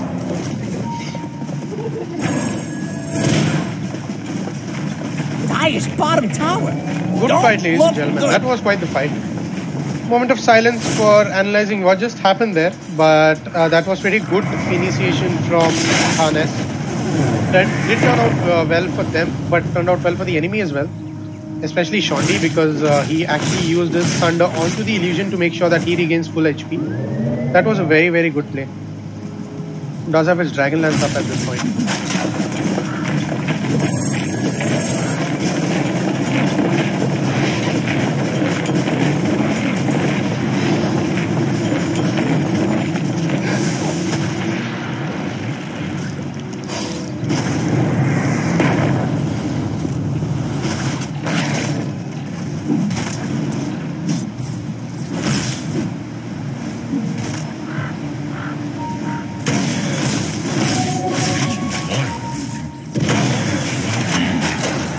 That's again barrages and barrages of heat-seeking missiles again and again. Red getting taken down with that. Oh my god, Micro is really all out on those heat-seeking missiles. Poor Red, unable to do anything. Being the position 5 and warding, he's just level 7, poor guy. The life of a support. I do not understand the pains as I always spam carry in Southeast Asia. Bracket. Once again, going back to the game, that's beautifully MP. But he's going to get taken out quite easily by Mesmerize, but the rockets coming in from the Micro occasionally. The Earth Splitter actually hitting Kyle at this point, and Earth Spike, oh my god, look at that figure of death. Takes up a huge one over there. And now Error in trouble as Micro is going to teleport out with Khalai on the offensive, taking up things for him. Shondi with that metamorphosis, Khalai gets stunned, is not going to be of use. Garena unable to come face on in the fight just because of the sheer offensive power that Pebble Gaming has to offer. This pretty much might go to the third round, ladies and gentlemen, as Mesmerize is going to take care of Kyle over here and he's going to teleport out. The Vex Force Invoker once again being quite effective.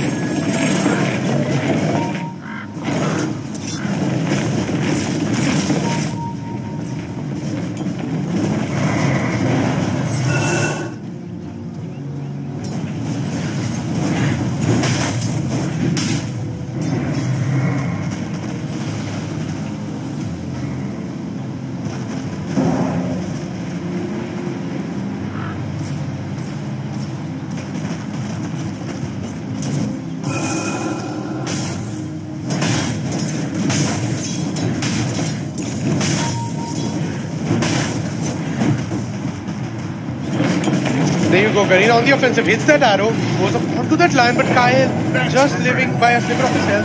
The Sunstrike does come in, he's not going to be very effective thanks to the Quas Vex. Does have 2 points in the export. Would have been effective if he would have hit it earlier on. And now the stun getting countered by the Tornado from his own team, but Khalnayak losing all of his mana in the meanwhile, doesn't have anything to go on the offensive. TD rune up top. XP per minute changes 472, 462, 453, 455. So Terrorblade is leading the charts. Garena, unfortunately, not be as effective as opposed to the first game. Then again, the draft in the opposition team prevents her from doing so. Mesmerize now on the offensive. Chondi gets scouted out, takes that double damage rune. And the dust getting popped, not really being effective. The insane amount of speed that Ghost Walk has to offer. Not feeling the love. ATE Gaming, ladies and gentlemen, farming up and trying to be relevant in the game and trying to get their carries up pat. Mirana going for a Shadow Blade, that's surprising. Could be looking for a sneak attack. Using that Sunstrike to scout out the Roshan, but that's not where Pebble's interests lie.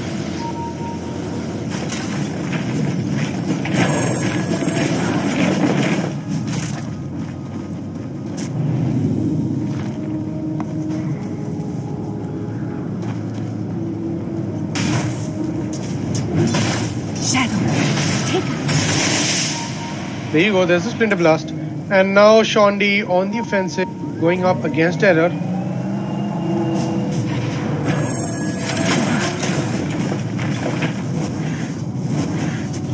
Leaving me perplexed, the pace of the game is getting a bit slow. Sorry for the awkward silences coming in from my end. I was just trying to head or tails of the strategies that these teams are trying to run from this point onwards. So, looking from what it looks like, PG is going to mount the pressure by continuously pushing on, but that just gives Spectre a lot of creeps to farm.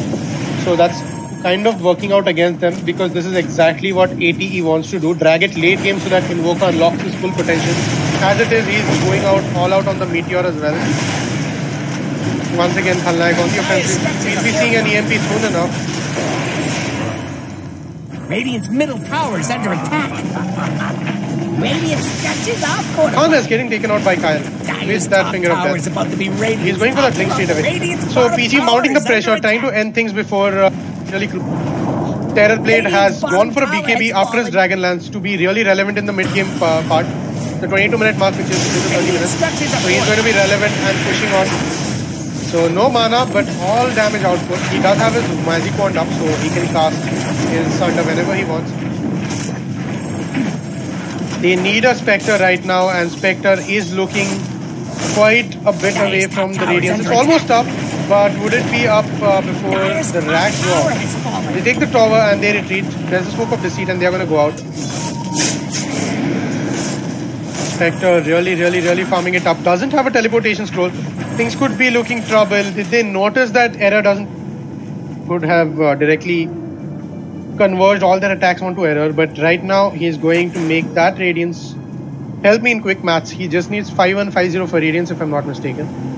And he's going to get that Sacred Relic up. Just a little bit more to go, and his the extra damage, the 60 damage is going to help him amp up that last bit of farm.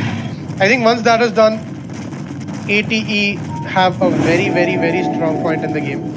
The first core is the Hood of Defiance from Spectre, the second core being Radiance. Not really going for the third as Titan lacks a bit on farm, given that his position was for rotations and ganks. Position 4 that is. Garena roaming around with that Maelstrom and the Shadow Blade can do solo pickoffs quite easily onto Kyle if he gets that arrow on point. And at this point they just want Invoker and Spectre, Error and Mesmerize to actually reach their full potential. Somewhere around level 18 would be really good. And around level 20 I think ATE would have a much stronger draft as opposed to PG. Because the Tinker would then be rendered almost useless once that Spectre ulti comes out. That's going to be trouble for them. They will almost every time initiate with the Spectre ulti, with the Spectre ending up going on that Tinker. And once he has his Manta after this, it's pretty much going to be smooth sailing. Or even the Blade Mail for that matter. For Terrorblade and Tinker, the weapon of choice would be a Blade Mail. Even for one combo nukers like Lion.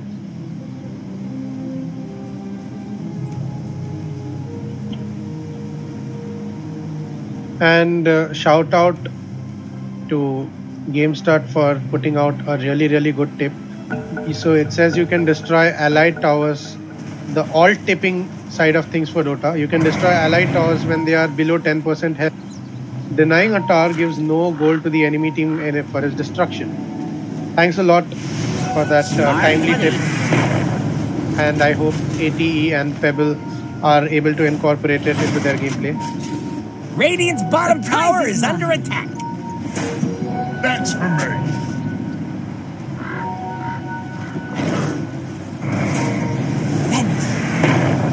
There's a stun coming in, and now Bata on the offensive.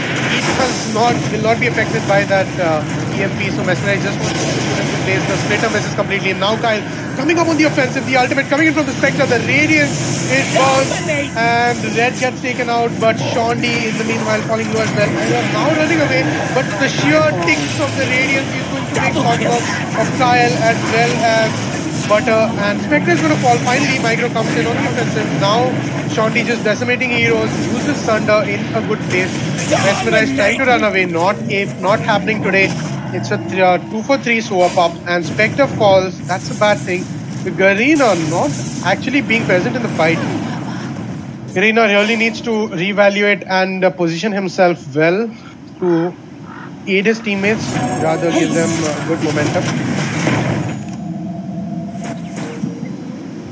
Dire's top barracks are under attack. Shondi on the offensive, pushing out that tier 3. Once that is a really good equation. Good for Spectre and Invoker out for another 10 to 15 seconds. And they're not going home. Pebble Gaming, they want to claim game number 2 as they try to make a really strong comeback into the game as well as the BO3 series. For all those of you who have joined us late, ladies and gentlemen, this is AMD GameOn 2018. I know a fight is not really the time when I need to say all this, but it really has to be said. And this is Zack7 in the commentary box. It's Pebble Gaming versus ATE. The score is 0-1 or 1-0 if you say ATE versus Pebble. And the second game is tilting towards the favor of Pebble a little bit meaning 2 racks, if that's what little bit means. Dire's top shrine is under attack. Sentry what's coming in. Sentries everywhere. And now Mesmerize trying to get a good position onto Shondi and Khalnayak. Top shrine is under does attack. have his Silver Age, does have his Pipe of Insight and the Vanguard up. There's the EMP Tornado combination and Khalnayak losing all of his mana. But Micro does come in. Beautiful Aghanim Scepter, that thing really gave me the chills, man. And Khanas in trouble. The Hood of Defiance saves him. But Micro always in a good position to go on the offensive. Onto Khanas. Dire's top shrine is under attack. Another kill in the heart of Pebble Gaming as ATE's lineup gets decimated one by one. Garena farming up for that Black King bar, farming up to be relevant in the team fight so he can stand his ground and fight up against the Tinker and the Lion and the Winter Wyvern for that matter.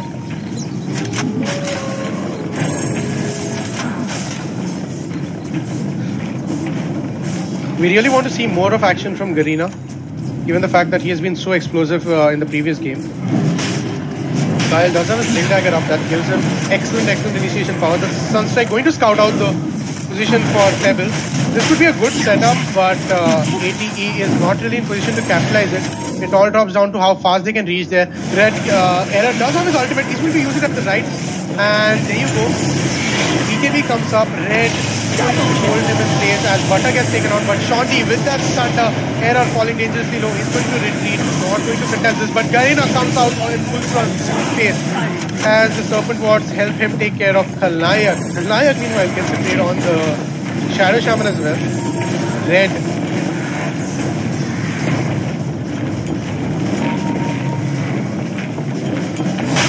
Shondi continuing to take out that Roshan. He's going to claim that Aegis for sure. Nice. Let's see who has all of it. So there you go. Butter looks in trouble. He does have his Gold Embrace up. And Micro, meanwhile, trying to get his rockets up. Oh my god, beautiful Sunstrike as Micro gets out. Error takes care of Kyle and Mesmerize takes care of Micro. And now Shondi in trouble.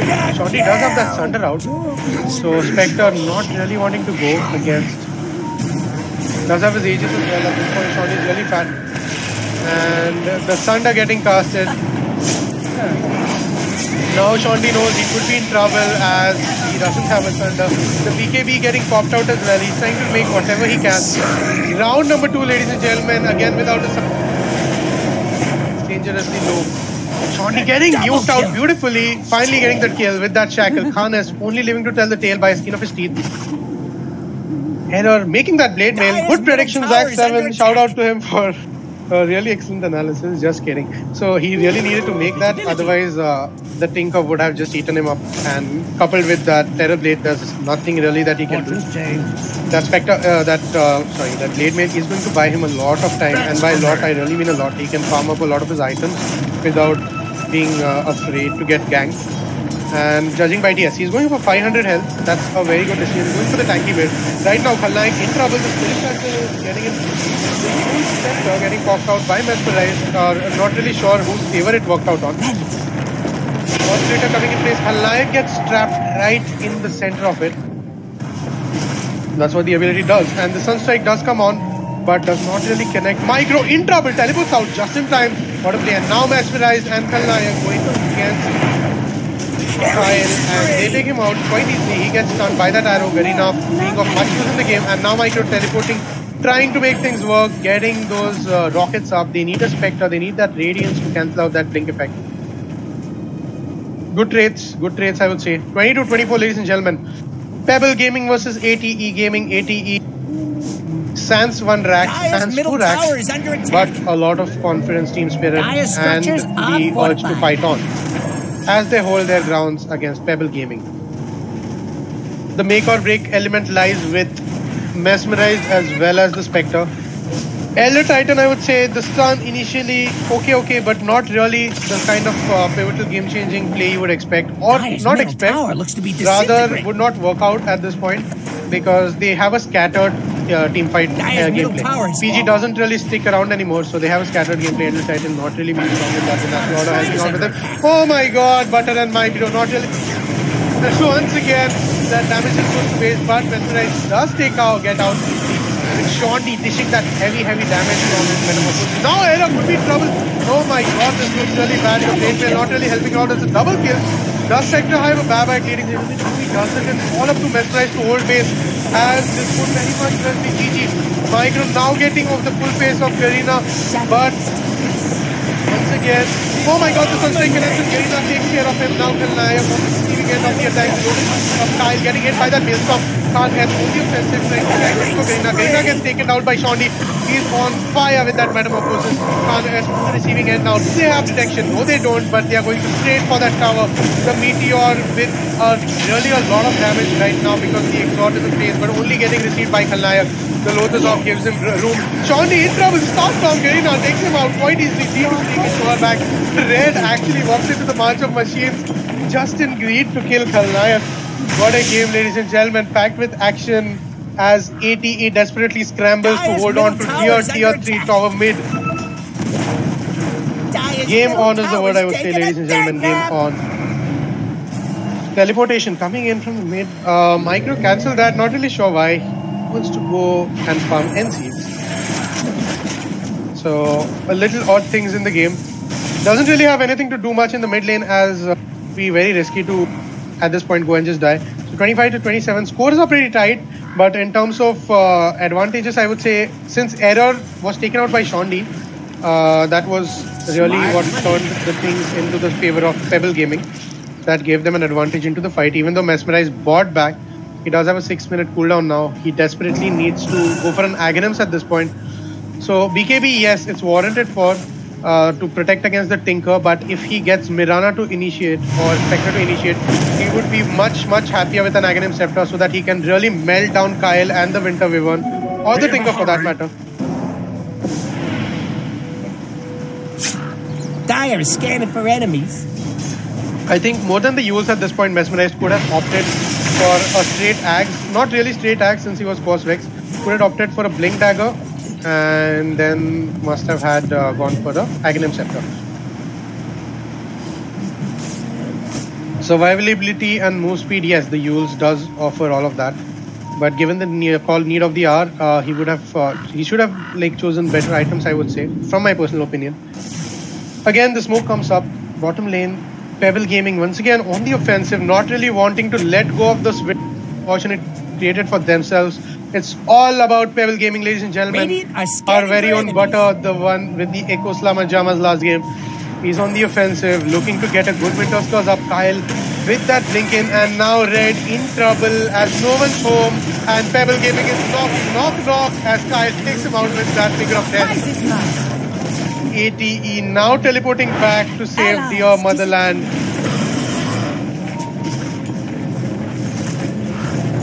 Dire's middle barracks are under attack.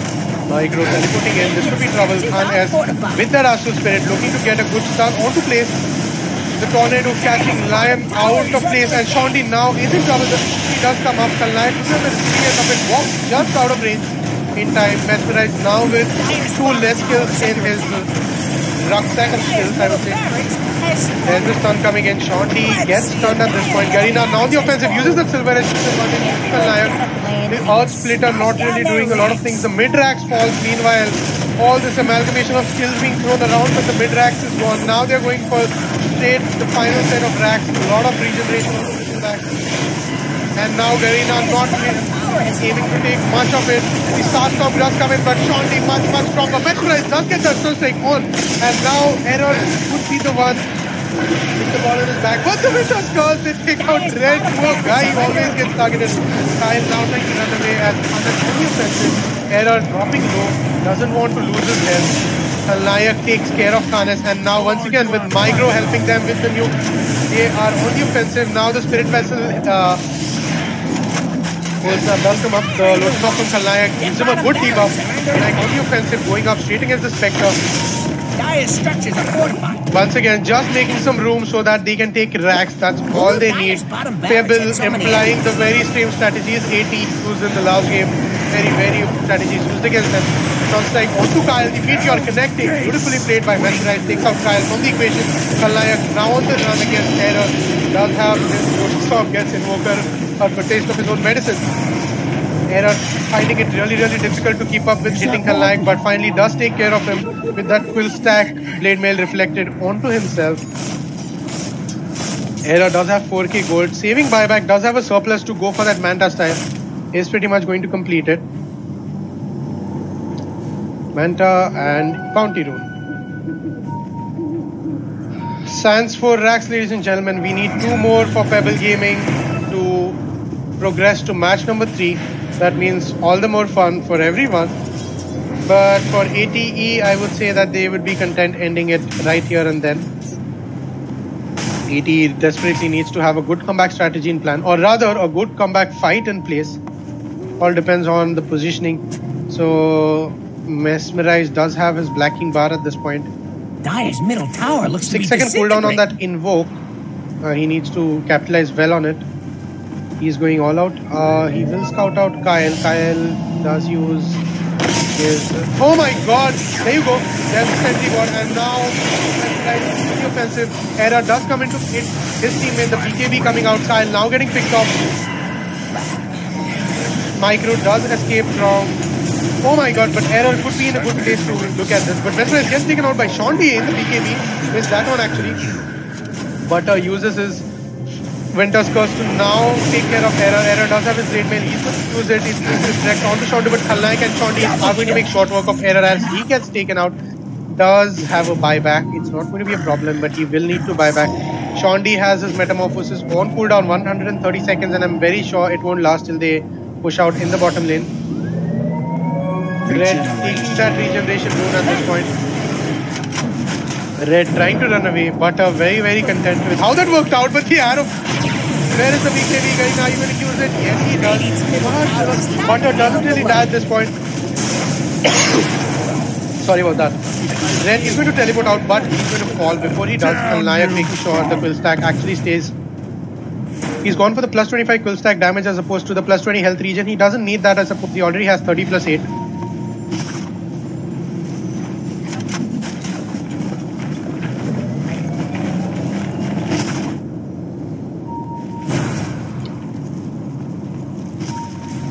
So, ladies and gentlemen, let's take a short water break before we move on with the next segment of the game.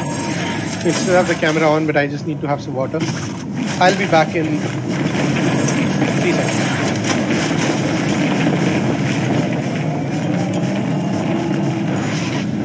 Dire's bottom shrine is under attack. The Spectral Dagger going to scout out that shot over there. They do have vision, and it could be trouble for everyone from the lineup of PG. But Error getting caught out, not really the place he wants to be in. Does not have buyback anymore. Error, are you sure you want to do this? Now goes on to Micro. He gets him. Oh my god, Micro gets taken out, and he gets that first strike coming in, not really dishing out the damage required. But Error now roaming around. Shondi getting caught by that Splitter. Does have that Thunder Dome. Just needs to make sure he uses it well. Shrine is under attack. Micro is out, ladies and gentlemen. ATE could have gone for a fight. They're going for Roshan instead. They need to capitalize on the fact that Micro is out of the equation. We do have buybacks on Micro. He could buy back and come in any moment he wants. And now...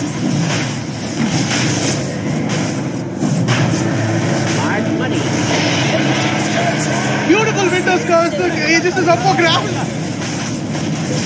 Who will grab the Aegis? Is it going to be Error?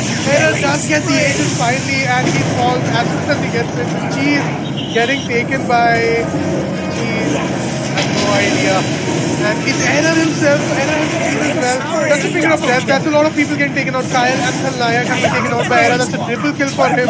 Takes out Shondi as well. Now going for Butter. He wants everyone. Butter is going to get spotted out. Does have a cold embrace in place. And Error does have a cheese up. He's going to utilize it. An ultra kill. And Tinker needs to run away. If Micro dies, things could be in trouble. ATE coming on top of the entire fight with Error being the MVP for that fight. Plus the Aegis, it was up for grabs. There was a Winter's Curse. Then the other guy tried to get on. He got shackled. So a lot of things happening. It was actually quite amusing to watch. Looking at them scuffling and scrambling to get hold of that Aegis. But finally Error claimed what he deserved in the first place, and he took the cheese as well, which helped him sustain against Micro, and that gave them a good foothold in the game. Now he's going for a basher.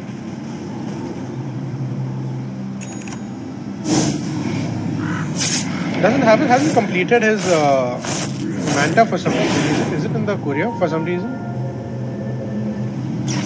Yeah, he does now. He has. Sorry about that. Mjolnir on to Garena. This could pack quite a punch.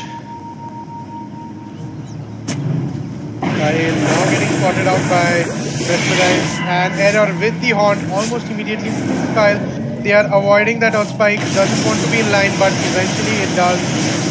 And now Kyle is not going to live through this as Hex comes out, but it's not going to be enough. Tinker on the meanwhile trying to get something done. So Kyle always getting picked out. I think that's what they are doing. They are trying to go for those single pickups as long as Spectre has that Arcane Rune and can spam his ult every 60 seconds. Plus 6% dispersion, a very, very smart choice indeed, considering the number of illusions TB has and the continuous damage that Khalnayak and Shondi will pack out. Mesmerized going for a teleportation scroll, but before that the Abyssal needs to come up. And now Red does spot out Khalnayak. Do they have detection? That is the question. So Red is going to go on the offensive. There you go, there's the Hex coming in, and Micro could be in trouble as Mesmerize is capitalizing. Okay, Red almost easily gets taken out by Shondi with that BKB. And now Mesmerize, oh my god, this is what he's going to be up against. The beautiful tornado, can he cover it up? Have the cooldown off on from Invoke. So this could be trouble for him. Kyle gets taken out, meanwhile Garena falling dangerously low. Khanes on the offensive, not really a lot happening. Meanwhile, Mesmerize getting a load of damage from Khalnayak. The quill stack takes him out. Error actually contributed in getting his own teammate off. The arrow connects beautifully as Butter is stunned permanently. Error going to take that one. Khalnayak now falling dangerously low. The break coming in. The bristleback is getting taken out. The spectral dagger. Sunstrike, is it going to connect? Not really, but Error is not going to leave pursuit as Khalnayak is going to fall. Garena surprisingly gets that one off with the last instance of the Maelstrom strike. Bad fight for Team PB.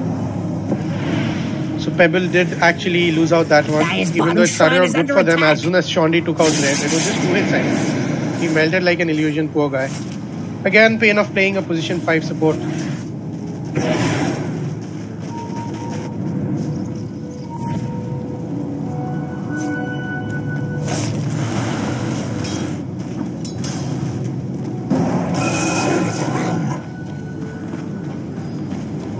Let's have a look at the GPM. Taking a bit of time here to regain what's left of my voice.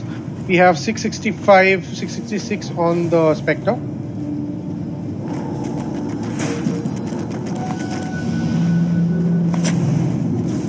Warning coming in from Kyle.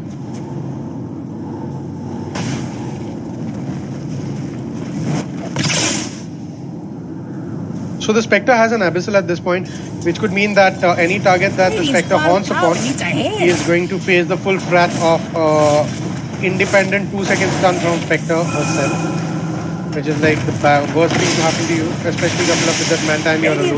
Get desolate as well. Spectre needs mana at this point, and that's what they are struggling for. Radiant's bottom tower is falling.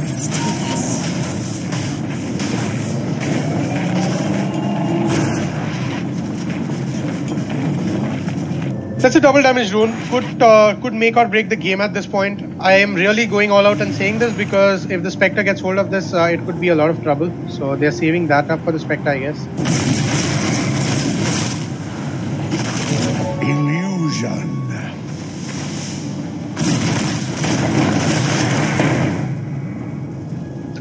Butter does have his Aether Lens, can cast the Winter Curse from quite a distance and the Arctic Burn from quite a heavenly distance, I would say.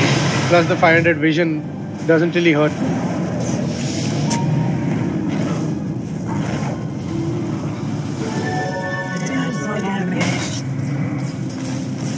And Khanes, trying to scout out and make things work out, does have his Hood of Defiance and the Blacking Blood.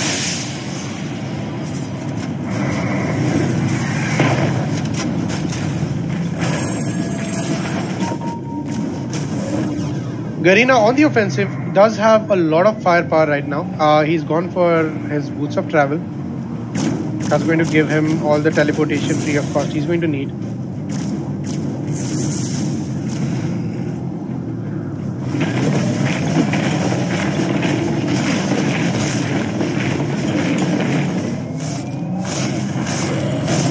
Error, meanwhile, does have his Lincoln Spear up. The Lincolns is going to prevent Kyle from actually chain stunning him, and the Invoker from casting his laser from time to time. So that gives him a bit of a window. Again, if it bounces off someone, then you cannot really help it. But Error can use that haunt and go all out on the Tinker. He doesn't really have Hex. He's going for a Sheepstick. The Scythe of Wise, quite a good choice. But till that comes up, he just has that one bit. Does have that Force Staff to escape from Error, but it won't really count for much if he uses the Abyssal Blade. So that Horn could very well transition into the end of Pebble Gaming. All they need to take care of is Shondi after that. Khalnayak is not really that menacing all by himself. He'll melt easily against Garena, who has a Silver Edge on her. Shondi is a different story on the other hand. He's taken minus 35 seconds Surrender cooldown. So that's 5 seconds. That's going to be, you need to put him in lockdown.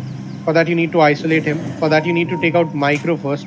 Because with Micro being there, the Tinker, there's always going to be a global presence that's always going to benefit Shondi no matter where he is. I won't even be surprised if Tinker prefers a level 2 Boots of Travel before he even goes for a Sheepstick. Because that is what they are counting on, the global presence and the laser, the blinding laser, the Aghanim Scepter. And there you go. There's the stun, the Lincoln Spear always working out. Shondi, first Winter does come up, and the Spectre really targeting one of his own side because of the Winter Spur. Right now the BKB is getting exhausted. So it's like not really connecting to for everyone right now. And Error does take care of Micro. He does use his own well. Butter is taken out his well. Khalnayak now. Garena, there you go. Shondi is the one who's getting targeted. Now the Tornado missing. It's a triple kill for Spectre.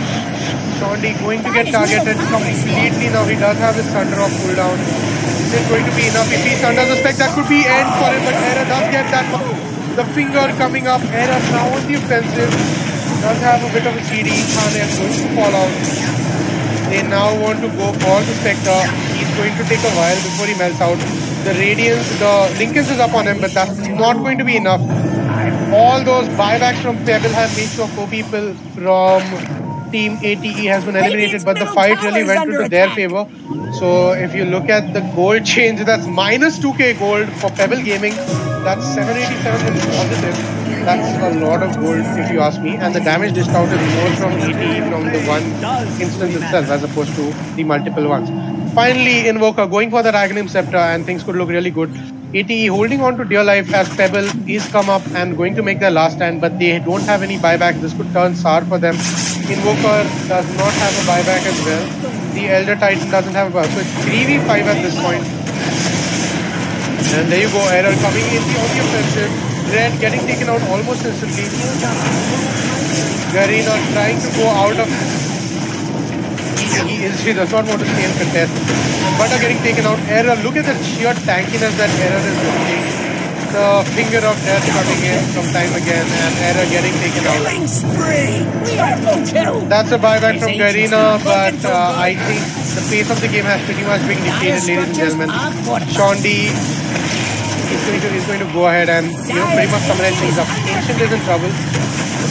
Nothing much they can do as Pebble Gaming is going to come up strong and on top of match number 2 as we see the Ancient decimated. And good game, well played is the call from Garena. Very well played gaming, but Pebble has turned out to be a fair match and they emerge as the victors for game number 2. The score is tied 1-1 as we proceed to the third and final installment of this game. See you in a short while. Zach7 signing off.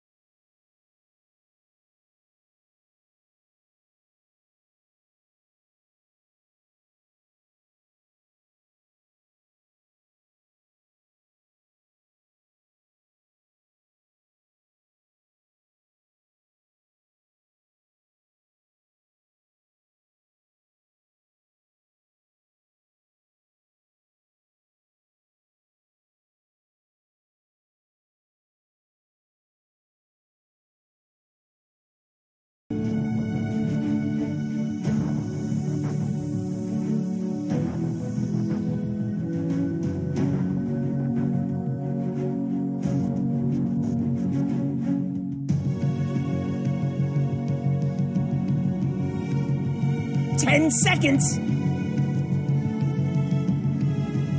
It's Radiant's ban now. Dire's turn to ban.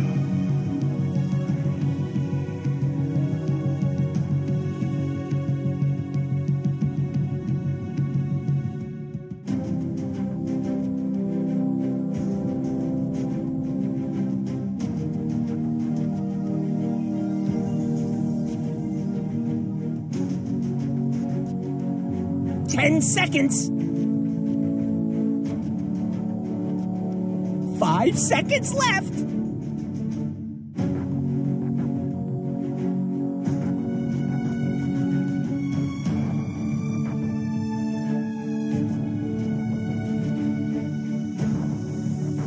Radiant's turn to ban. It's Dire's ban now.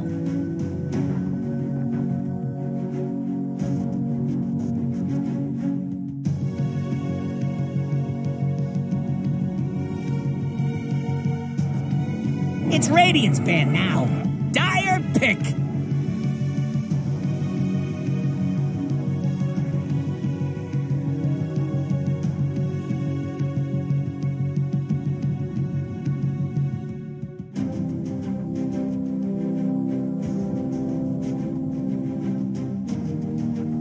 Radiant pick. Mereska has arrived.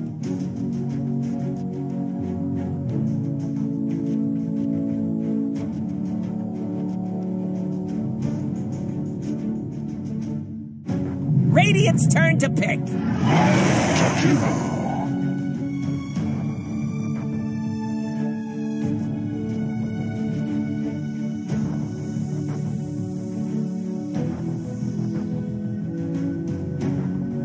Dire's turn to pick. Place.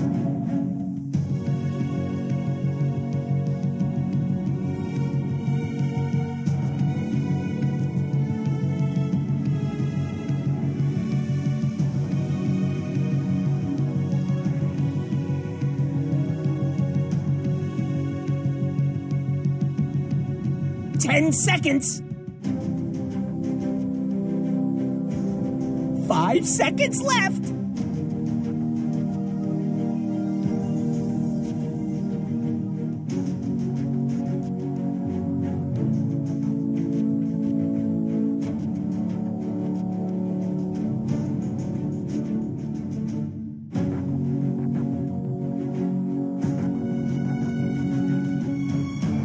Dire's turn to ban.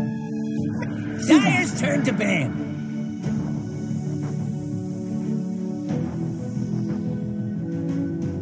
It's Radiant's ban now.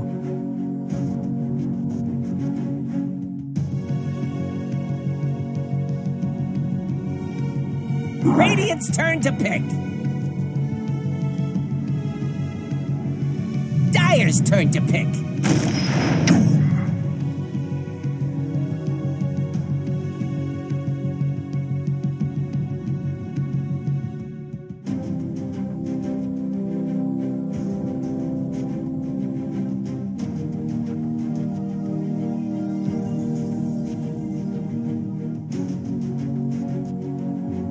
Seconds. 5 seconds left.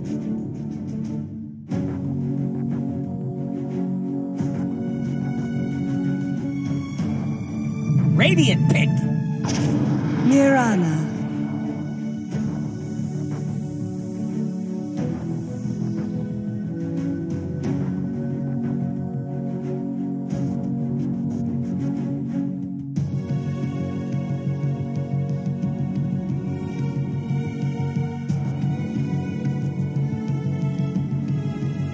Seconds. 5 seconds left.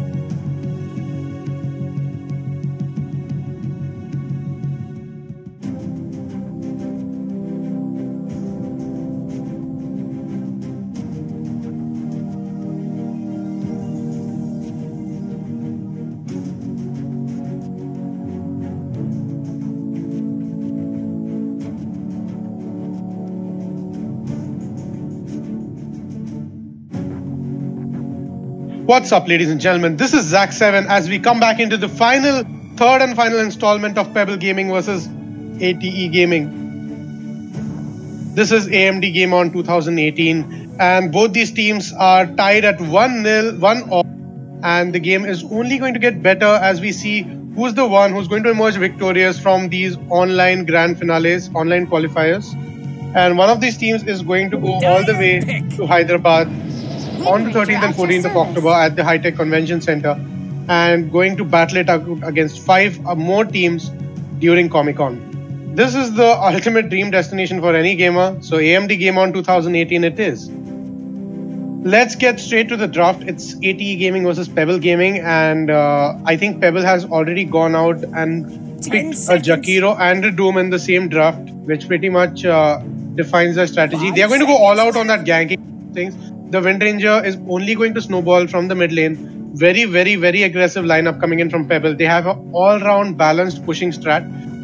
They have good team fight as well as pushing strategies. ATE on the other hand is going for a Dark Willow, Spectre and Mirana. Things from their end could turn aggressive, but only from the mid game. Early game, I don't see a lot of potential from the Spectre. Willow and Mirana, yes, they can chain up quite well. So the stun, timed stun coming in from Willow would be very well transitioned into a good arrow positioning for Mirana. Especially Garena. Garena is always going to play Mirana, predefined for ATE. So if ATE Gaming is playing, they by default pick up a Mirana, which is going to be played by Garena. Pebble Gaming, on the other hand, are trying their hand at something different. I think their previous strat, the aggressive, worked out in their favor. That is why they're going to continue with a similar kind of a strategy. ATE again going for a Shadow Shaman, good crowd control, and Red once again going to be the position 5 who's going to get decimated. I think the Shaman won't even last 3 hits against the Wind Ranger and the Klings later on. But early game they have really good ganking potential. Mirana, Shaman and Willow, quite an explosive combo. So against the Klings, it could be really troublesome. So Klings needs to watch out. Even the Wind, they have their fair share of stuns and nukes early game. Spectre will be requiring a lot of space to farm. So I think Doom would be going out against the Dark Willow and those are the heroes he needs to target, at least at this point, as ATE finalizes their mid lane. Pebble on the other hand, will they play a position 4 Doom? I'm skeptical about that. They would rather look out another hero. Doom is in the tanky department, but they would be running a Wind Ranger mid, if I'm not mistaken. 10 seconds. Could also run a support Wind Ranger. That, however, seems highly improbable, given the fact that Wind Ranger heavily relies on both items as well as levels to be dominating. And the snowball potential for that draft is quite endless, as opposed to ATE, who have limited capabilities in their area of influence. The bans are pretty standard, so not going to go over there. This is Zach7 in the commentary house for you guys. We are looking at the final installment in a best of 3, where the score is tied 1-all for Pebble Gaming PG against ATE for AMD GameOn 2018.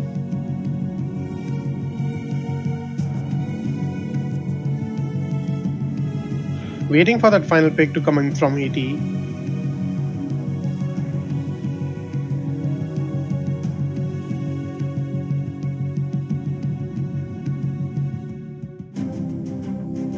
Radiant's turn to pick. And there you go. There's a Dragon Knight pick. Quite surprising. Dragon Knight does need farm. He needs a lot of farm to actually be able to sustain in the mid game. So apart from his standard Shadow Blade or Armlet combination, he needs another item on top of that, or he heavily relies on the initial disables.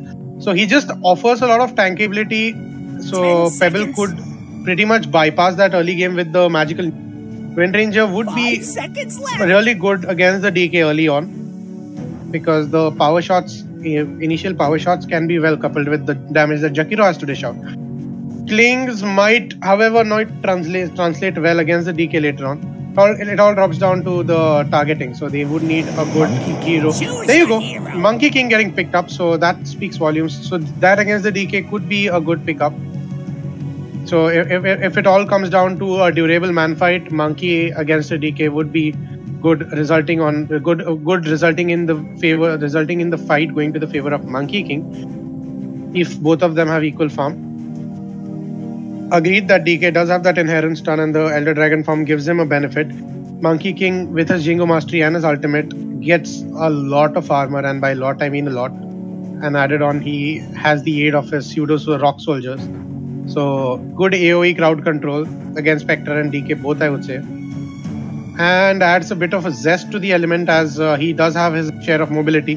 From the tree dance, this is the final draft of Pebble Gaming versus ATE. This is Zack7 live for you guys for AMD GameOn 2018. Let's follow up with another awkward silence till it transitions from the strategy time into the loading screen.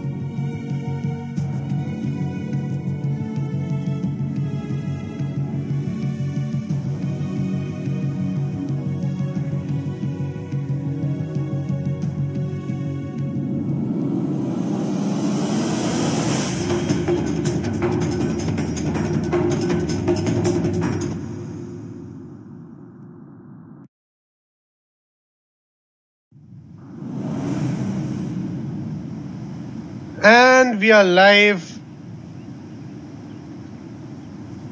Fortune and glory await.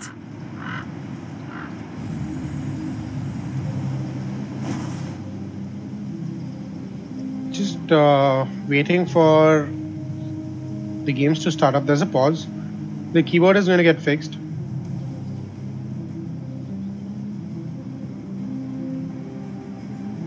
Let's take this moment to analyze the lane. So Dragon Knight is going to come as predicted against Butter, who's surprisingly going to be playing the Wind Ranger over here. And is it a mid Wind Ranger? What is the Monkey King building up onto? That's a tree over here. So Monkey King, he does have a Quelling Blade. So is he going to be the mid against Dragon Knight? That is the question.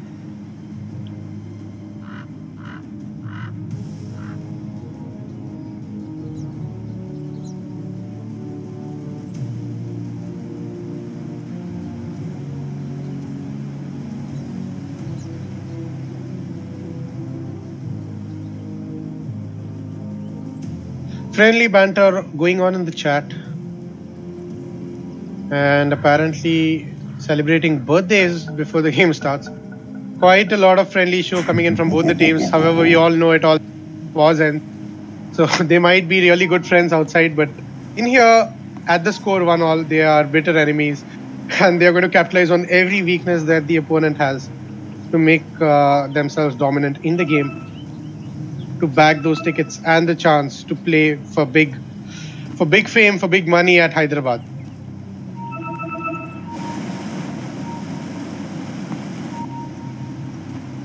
Yes, so apparently Wind Ranger is going to be the +1 for Khalnayak over here. I think Khalnayak is not going to be the one taking farm. He's going to be supporting Wind Ranger. He just wants his Doom to come up.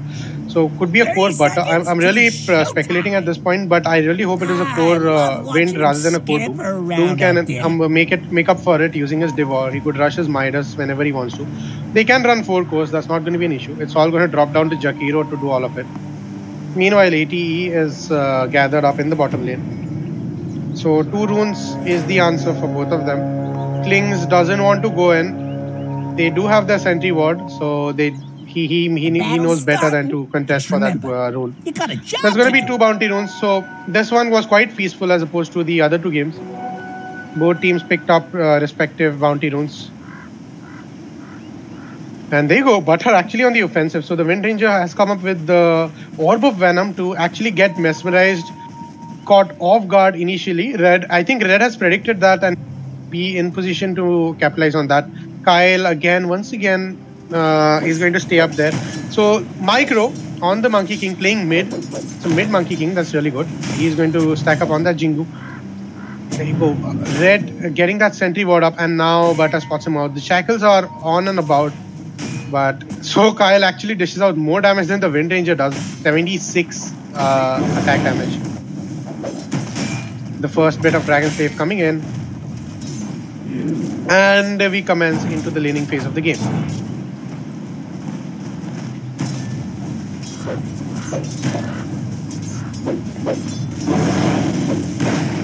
And he gets his Jingu Mastery up.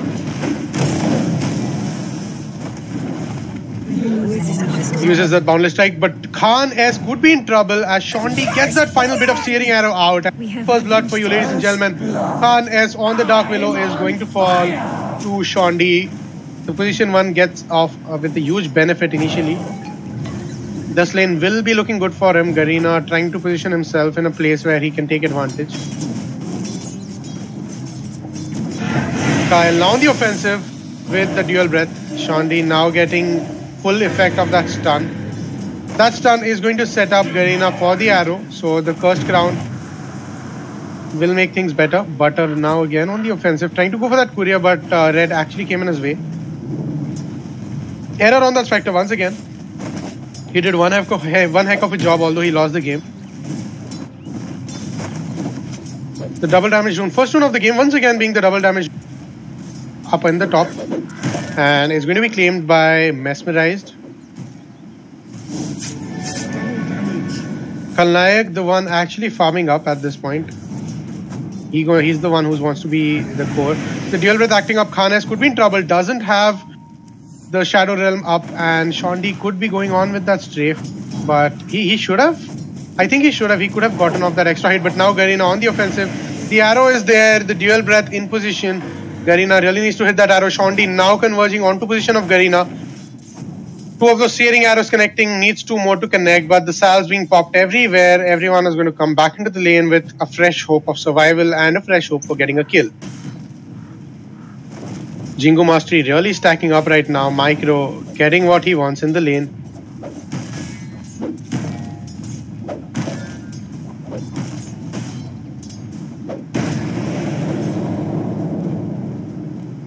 Not being careful to not get hit by the tower. He couldn't go for Mesmerize. He's taken 2 Dragon Blood. So there's that.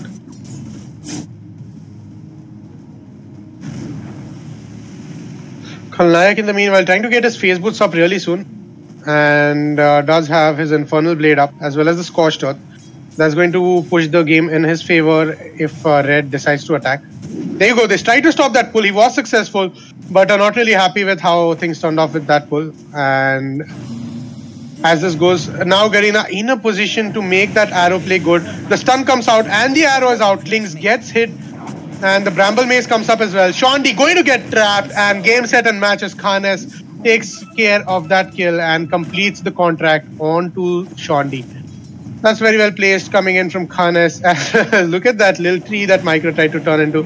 He does have his Boundless Strike. Let's see when will he be using it. Just trying to play around with him. Micro at this point knows that... oh my god. Really having his fair share of fun.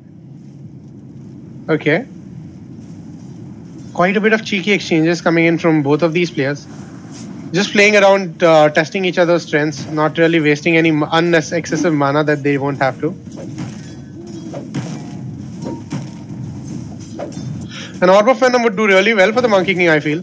He can get his extra bit of hit. There you go. The 4th hit, once again, Jingo up. And going to regen him for what he needs to.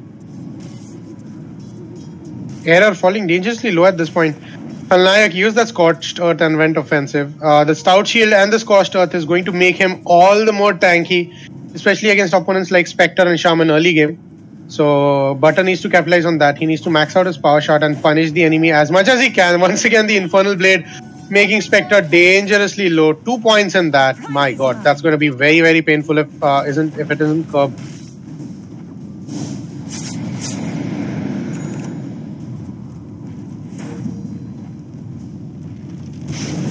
The power shot, level 1, however, but does its fair bit of damage. Micro trying to stack up on the Jingo once again.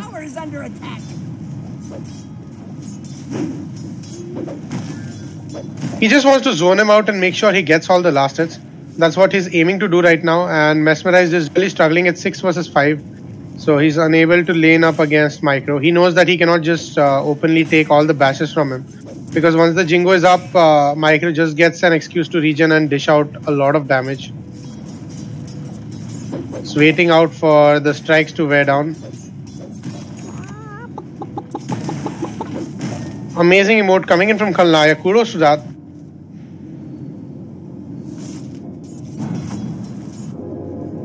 Harness and Garena now on the offensive, trying to go to mid lane. And there's the stun coming in from Mesmerized. Shaman is here, but will it be enough? The Boundless Strike comes in, holding him into place. And now Micro on the offensive. Red not able to breach in time. The salve getting popped out by Micro as he goes for the illusion drone. A little bit of play coming in from his end as well. Mesmerized now trying to get him. Doesn't have the mana to cast that stun.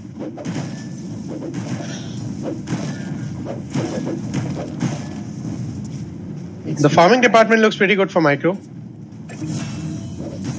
Meanwhile, Khalnaik gets that kill onto Error finally.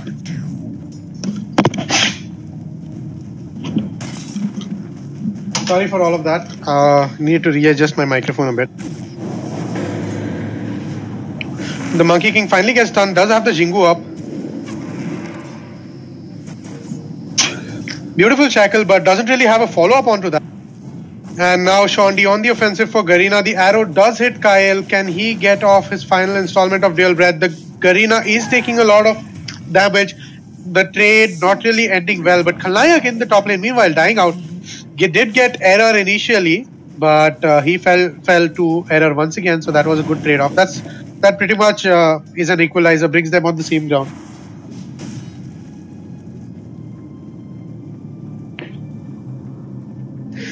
Battling it out with cold as I try to bring you some good casting, ladies and gentlemen. Please forgive me for that.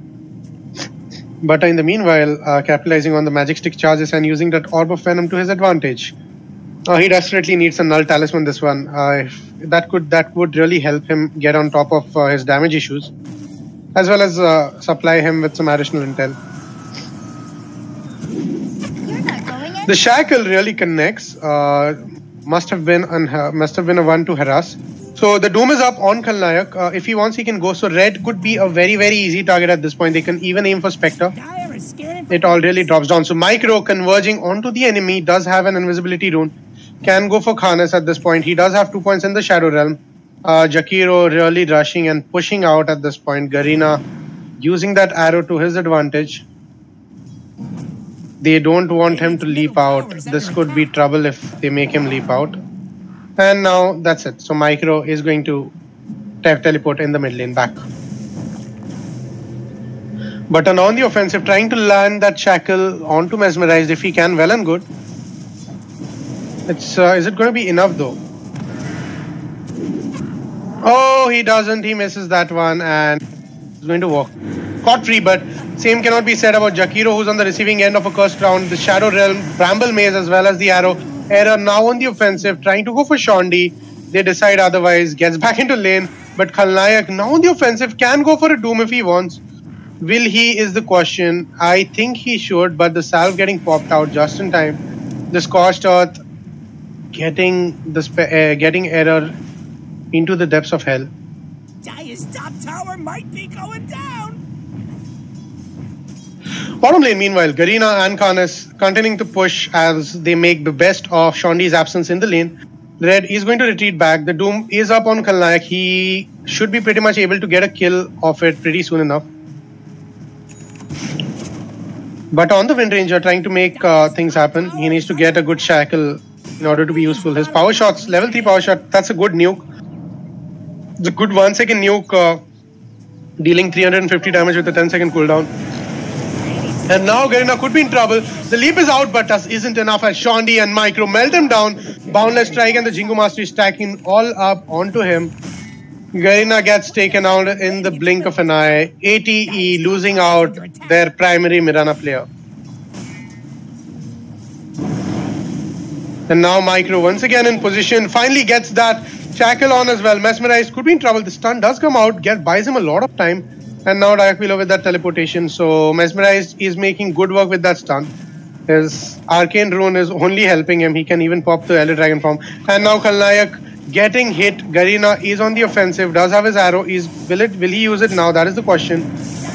And he's going to only rely on the leaps. The arrow does come out. Not really connecting. Is PG's team ready and on the offensive? He can turn around and cast a Doom if he wants. Monkey King, Micro on the offensive here. Both of those teams disperse as they decided best to not battle it out right now. Does come on to Mesmerize at this point. Radiant stretches off fortified. The shrine getting popped out by error. Dire's bottom tower has fallen. Desperately farming out his power threats at this point. You didn't need that. The stun coming in once again, but will the arrow land? It could have been a good try, but it landed. Unfortunately, now demonstrating the massive raw power that Monkey King exhibits once he has his Jingo Mastery all stacked up. Still needs to get a lot more levels on that. And we see the courier, see two couriers actually. Mesmerize needs to make sure that he knows that it's Monkey King. I think he does. The Dragon Breath coming up. Meanwhile, Khalnayak did get a kill on Red without the... Dire's top tower is about to be radiant. Needs to use it and utilize it best. I think against the Spectre would be good. Radiant are scanning for enemies. Meanwhile, Khan S with the invisibility rune rotating out lane could be trouble.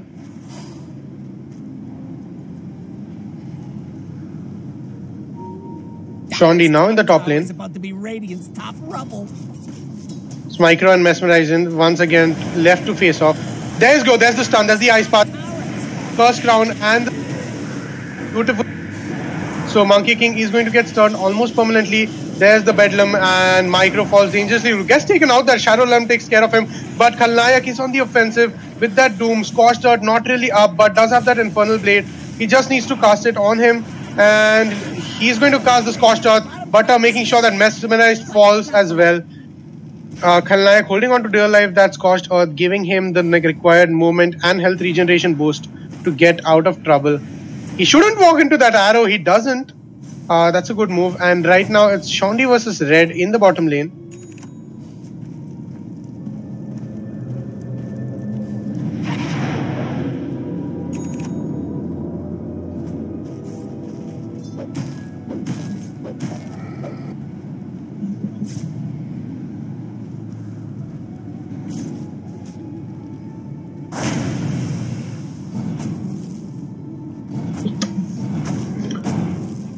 Now Shondi is going to be in the receiving end of that Hex.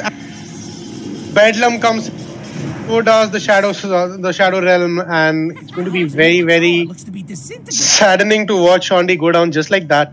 Good offensive plan by Khanes and the Shadow Shaman. Shadow Realm dishing out quite a lot of damage, 360 max damage. Magical as well. Garina gets spotted out casting that Moonlight Shadow, and the sentry is in place, so they know if things are coming down their way. Arrow not really correcting. Error trying to look at an opportunity, a chance to get on the offensive. The team of ATE converging in the mid lane. Shondi, shall he decide to go in the mid lane would result in an open declaration of war, but he decides to go top and push out and farm as both these teams disperse once again, not really wanting or in the mood or in the position to take a fight. The Boundless Strike missing completely, not able to connect to the Shadow Shaman. Mesmerize now on the offensive, gets the stun onto Kyle. Lot of damage being dished out by him with the DD. He's going to make short Dragon Breath, finish it off. Breathe Fire, I'm sorry about that. Khalnayak in the meanwhile will have his Doom up in quite a while. And now Error is going to be the one targeted up by Butter and Shondi. And the strafe is going to be up pretty much any time now. The Shackle does land up well, and Butter makes sure that he gets that kill up in his hat. Meanwhile, that was a good trade as ATE Gaming decided to go on Khalnayak instead. His Doom is still on, does have his Drums of Endurance, picked up a Shadow Amulet. The Shadow Blade is going to come soon. Micro now looking for a chance to jump onto ATE. There's his team in place to go for that offensive. He decides otherwise, he's going to jump in to secure some farm for himself. And there you go. He's going to build a Shadow Blade as well. That's two Shadow Blades in the same team with the Klings in the roster as well. So that's going to be one sentry to counter them all.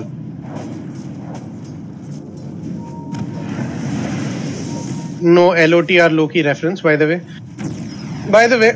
Khalnayak in the bottom lane, almost deafeningly close to his Shadow Blade.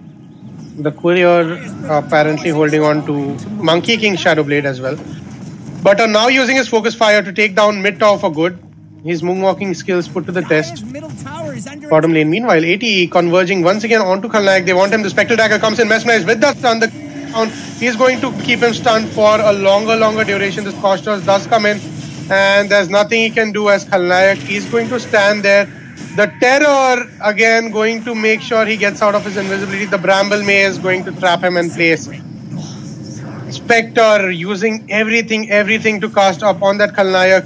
PG not going to the aid of their teammate, but rather trying to push out. And now Mesmerized in the Elder Dragon form. Butter does get a shackle, does not really connect. The Ice Path does connect for a longer duration. Now clings on the receiving end of a stun from Garena.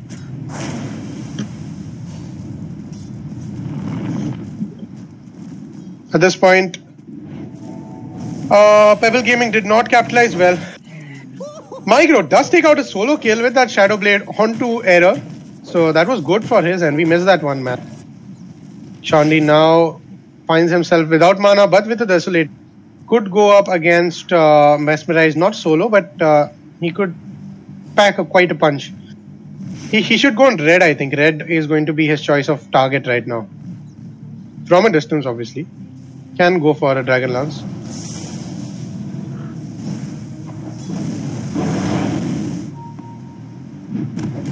Bottom tower is under attack. Monkey King Micro obviously going for that plus 20 attack speed. He's making his Echo Saber. That's going to give him quite the edge in the fights.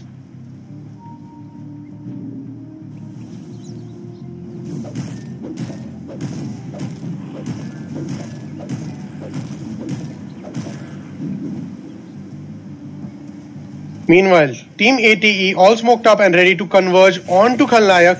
He has no clue as to what is coming in for him.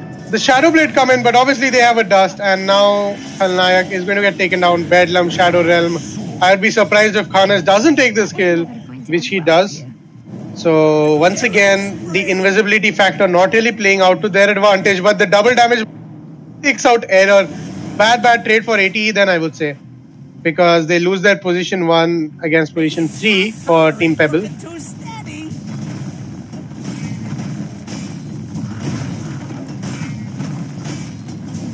At this point, the Serpent Wards are just taking out the tower.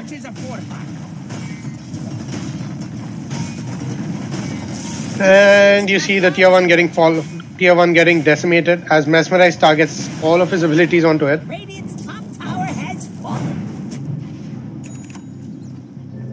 In the meantime, Mesmerize now coming up in the bottom lane as a Butter in a very good position to actually land a shackle, and now Micro with his ultimate, not really everyone caught in the sphere of influence. Shondi trying to get hits off onto Mesmerize, does get stunned, the curse round comes in, Shondi is in trouble as Garena is hitting him continuously. Khanes comes up with that Shadow Realm and takes care of him. Now the Spectre is feeling the full face of the Doom, gets targeted and multiple instances of damage, getting him beautiful jump in from Micro as he takes care of Red over there as Khanes takes care of Error. He gets a deny onto him, that's really good. And the Cursed Crown gets him off onto a stun. Things could be trouble as tier 3 is hitting down hard onto Micro. There's the leap in. And oh, he gets caught out, but the Shadow Blade is going to keep him alive. Oh my god, there's no detection. Khanes, where's the detection? Micro actually going to live to tell the tale from that one. Tries that arrow, does it connect? Not really.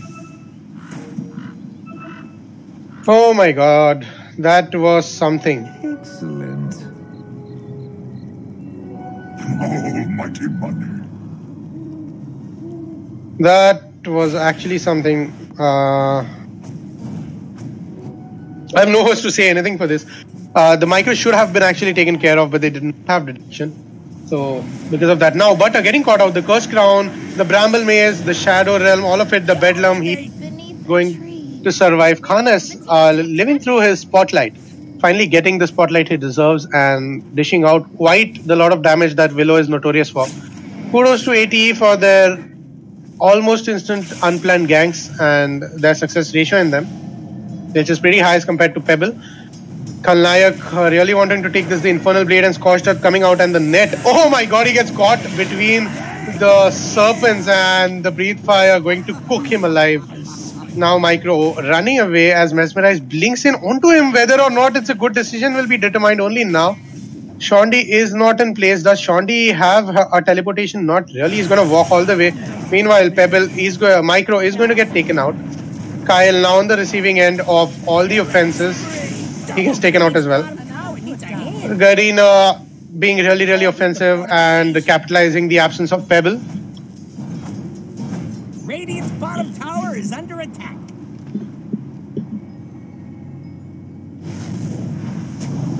Radiant's bottom tower has fallen. There you go. Shondi is going to get stunned and shackled, and he's going to be on the receive. All those things, beautiful. Does he have enough damage to do that? He does. The terrorize comes in, and so does the shackle at the same time. Error is coming in to take advantage of that. The power shot connects, and Khanes gets taken down.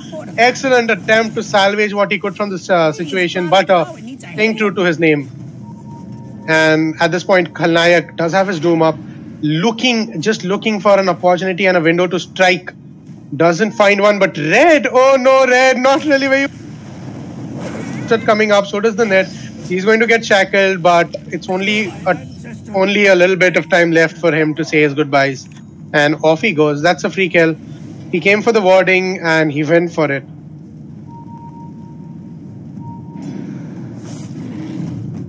Red gear, I'm sorry about that. Error actually going for the blade mail first. It's a fair item of choice, given the fact that Doom, you cannot do anything in Doom. I would say the Jakiro, Wind Ranger, Klings, and the Monkey King, all of them being glass cannons.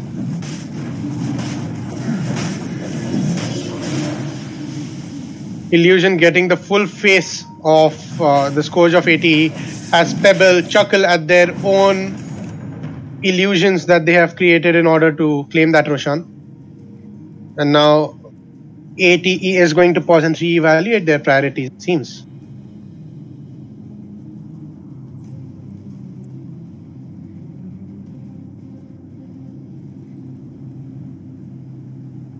Waiting for Pebble Gaming to claim that Rosh so that they can be on their way to decimate. But ATE does have a fair chance of making a comeback if they somehow get to know of the Rosh and try to contest it. The G call has come in.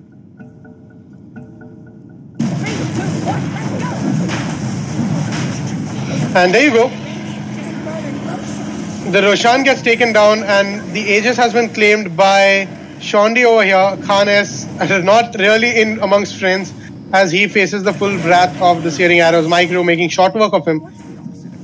PG continuing to assert their dominance and pushing out, and Pebble, the losers of the first game but the victors of the second game, and now it seems the would-be victors of the third game by the pace at which it is going, seem to know their way around after Roshan, and Shondi is going ham on tier 2 right at this point.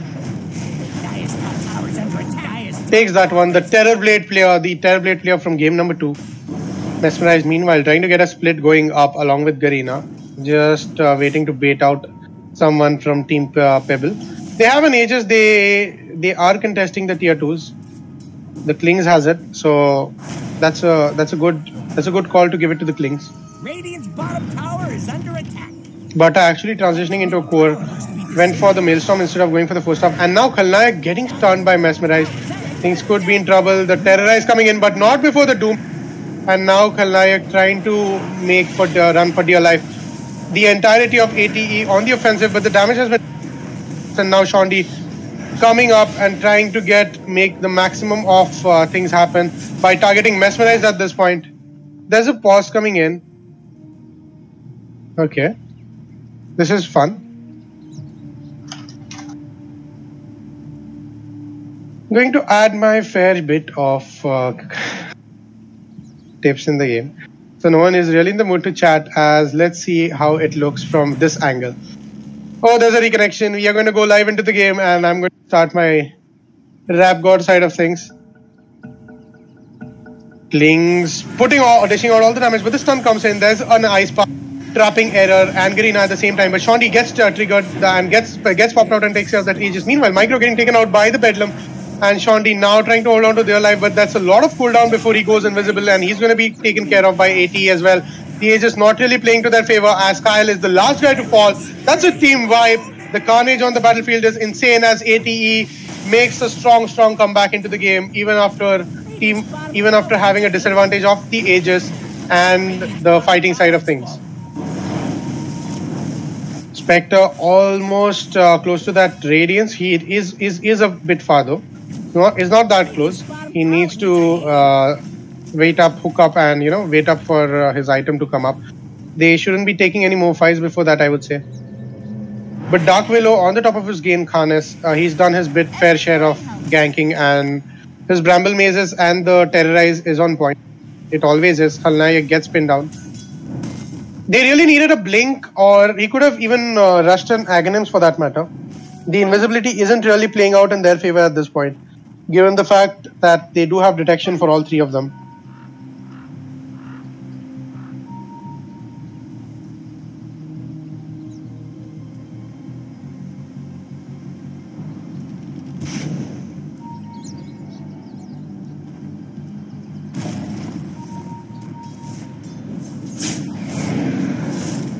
There's a Spectral Dagger.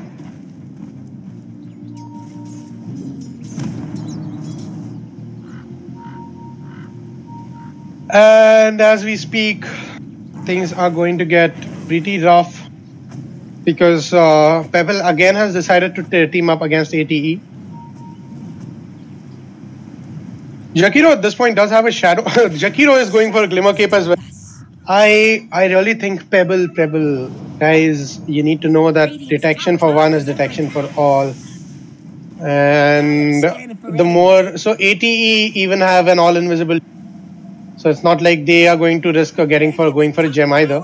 Pebble running a really different strat. They're going to converge from behind, and Red is the most vulnerable one at this point. Kyle actually going up. Khalnayak directly on the offensive. Teleportations coming in from Garena. And he gets spotted out. And there you go. That's the shackle, and Garena gets trapped out. But they don't have vision. Now they do, as it was only a second before Garena realized. At this moment, he realized. Okay, I'm not going to pollute the environment. Saying that Micro does get his fair share of the damage dealt and gets up 520 gold, 100 more than what should have been, and that ends the 4-2 kill streak for Garena. Butter in the meanwhile in the bottom lane. Khan is scouting out. He knows Butter is present there. The question is, will they engage each other? Butter can get a solo kill if he lands that shackle, but there you go. The Curse Crown and Shadows comes in. So does the Bramble Maze. The Bedlam and the Shadow Strike is going to come in. Easy pick up for Khanes. And beautiful BKB has mesmerized his son. But Shondi is going to waste the entire duration of it. It's going to be his first BKB pop, I think. Yes, it is. So that takes it off for a 60-second cooldown, and he loses his first 10-second BKB. The most crucial one, I would say. The Terrorize does come in. Now Khan is in trouble. He doesn't really want to commit the doom to him. So there you go. Kyle's making short work of him. And now Red getting pinged out heavily as Shondi is on the offensive. The Skeleton Walk does give him a lot of room to move about. The Red got going offensive on the ward over there. That's two wards in the same line, just different elevations. Micro with that last sliver of DD trying to get a scout onto ATE. He does come and spot out Error. Things could be trouble if they go and commit. And the defensive links, I think they got a whiff of what was running now. Shondi did pop out Mesmerized, and Red, oh, this ward belongs to the Radiant side, so they now know things are working out for them. Look at Micro, he's just going ham on, jumping around in the trees. Pushing out mid lane, could be the last stand. Again, nothing can be said. A lot of comebacks possible. Really running about vague, I think. They are just looking for a good pick off. So PG at this point is focusing less on farming, and they are focusing more on getting good pickoffs. They have realized that they need to get more farm in, so they are continuing their push finally, and they are split up to farm.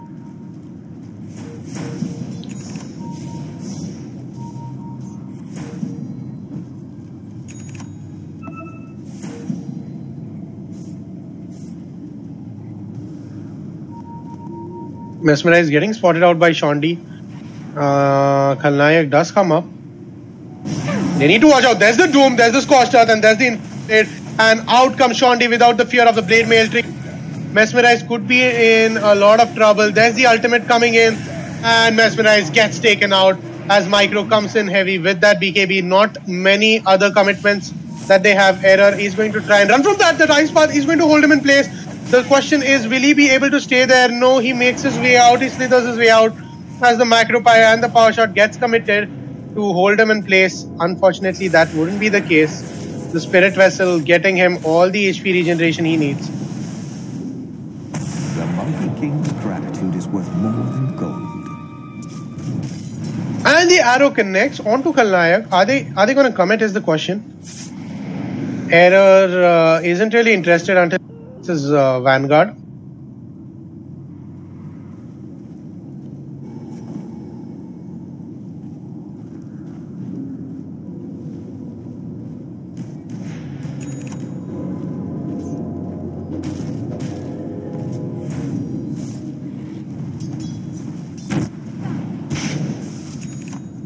The power shots ending well.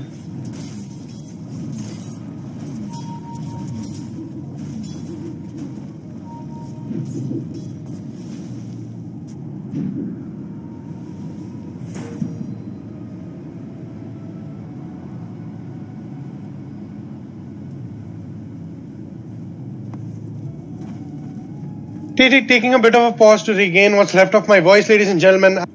We are watching AMD GameOn 2008. Dire is scanning for enemies. Let's look at how this is going to work out for everyone as the Moonlight Shadow does come in from ATE. They are going to go all aggressive. Kyle gets caught up in the shackles and now Mesmerize on the offensive with the Dragon Tail, but Monkey King comes in with the ring and he's going to make sure that everyone gets hit on it.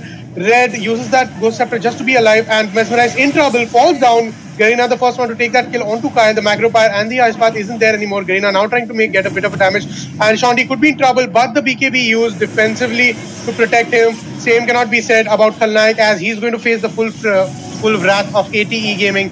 But trying to salvage whatever he can. The arrow going to connect and he's going to fall as well. That's 3 for 1 as 2 cores and 1 melee from 1 support from Team Pebble falls down. And now Micro getting spotted out. He is facing the full wrath of the Cursed Crown. That Haste Rune getting him to places. He's going to teleport out. The arrow doesn't connect, unfortunately. Or it could have been really, really troublesome if that arrow would have connected. Micro would have had a really bad day at work later. Garena on the full face of Searing Arrows and the Strafe. Not really going to affect much. Shondi now prowling in invisible state. The gem on Khan S, going all out with the gem. If he spots him out, this could be trouble. He doesn't have the BKB. Shondi just uses this 10 seconds before he uses it again. Khan S now trying to scout him out. Shondi can be spotted, but they don't take the effort to go up ahead. There you go. He does come in. Now he's in the vicinity. There you go. Khan S does spot him out. They can actually go on him. There's the Curse Crown, but the Black King Bar comes up on to Garena, but he's going to teleport out. Butter does come in to get that shackle on. He's not going to be enough. Garena does cancel the TP. I think it was Khan S who teleported out of that. Yes, Garena never teleported in the first place.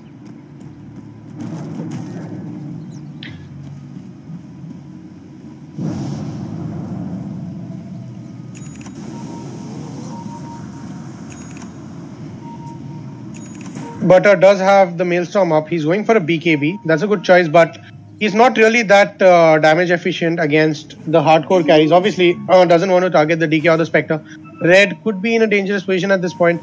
Does spot out. Now Butter on the offensive can go for a good shackle and does get hexed in return. Now Red getting a load of that, but the stun is going to land to Micro as he jumps straight into the arrow. He's going to get taken out. Oh my god, it's a disaster. And now Butter on the receiving end. He gets out as well. The Curse Crown hitting Shondi. This doesn't look good as Shondi gets taken out. That's 3 cores in 3 seconds for Team Pebble saying goodbye to their life. That jump in literally into the arrow. It was not meant for him. He jumped in and took it in the full face.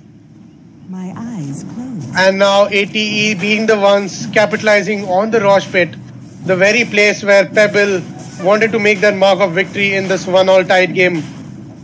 Mind you, ladies and gentlemen, the grand finale of this online qualifier is the make or break of who goes to Hyderabad. Is it ATE or is it going to be Pebble Gaming? Zack7 in the commentary box, awaiting the results as eagerly as you guys, as we watch ATE decimate Roshan and claim that Aegis for good. Error does look really menacing. He needs a bit of HP and mana at this point. The courier hopefully having answers to his problem. Manta. Error hasn't claimed the Manta. Error, get your Manta. Error needs to have that Manta in his... Oh, he doesn't have his ultimate orb yet. I think he can replace the clarity with the Yasha. Yeah, he's finally realized that he's forgotten to take it and he doesn't have space in his backpack.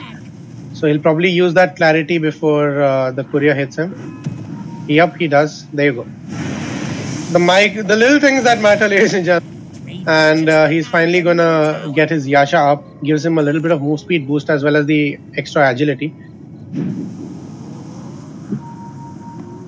Micro really not being able to play out to his full potential at this point. The full potential of his hero. The net worth on these guys, 16k on the Spectre, 15k on the Monkey King. The Haunt coming up at this point, quite surprising. And there you go. Point. He's doing really well if it's a 3v1, but at the end he does lose. But Khalnayak on the offensive gets a doom onto the Spectre. The Spectre does have an Aegis, he needs to know. Khalnayak is going to fall, but is it before the Spectre's Aegis gets triggered? Not really. And Kyle gets taken out. Butter gets taken out by Khan S in a completely different fight. There's a buyback coming in from Butter at this point. Spectre fresh and new, ready to go on the offensive.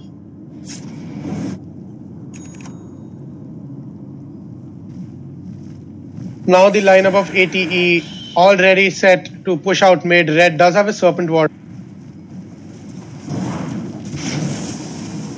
The power shot.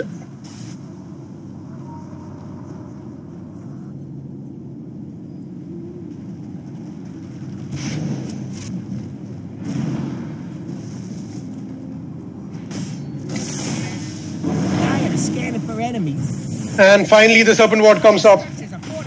As 8 Gaming goes for the big one, goes for the tier 3. Garena and Mesmerized with that stun. Butter could be in trouble. This could be a dieback, and it now Khalnayak on the receiving end. He gets the Serpent Wards. Shaundi on the offensive now targets Mesmerized. This could be trouble for him. He gets taken out. Does have a buyback, but they lose the Dragon Knight. The Rack's not going to fall. The tower, however, going to be taken down. The Terrorize does come into play, and now Error on the offensive with that Haunt. They want to make sure that this game is theirs to claim. Error goes on a killing spree. Dragon Knight I think it would be a good time for him to buy back and come actively in the fight. Shaundi does want to come in. Spectre has that blade mail. There is no Doom for 60 more seconds. Doom does have his buyback though, but the Doom cooldown is for 40 more seconds. And there you go, Error popping up that blade mail. The Silver Edge break coming into play. They want to take that Rax at this point, anything but the Rax. Shaundi trying to salvage, but that isn't possible. Now they're going for shrines. So ATE is cutting off Team PG from the world, from the Dota map. All of them start hitting the shrines simultaneously, as Error is more focused towards claiming that Centaur Conqueror. And now he realizes he needs to go for the shrine, so he goes for it. Top shrine is under attack.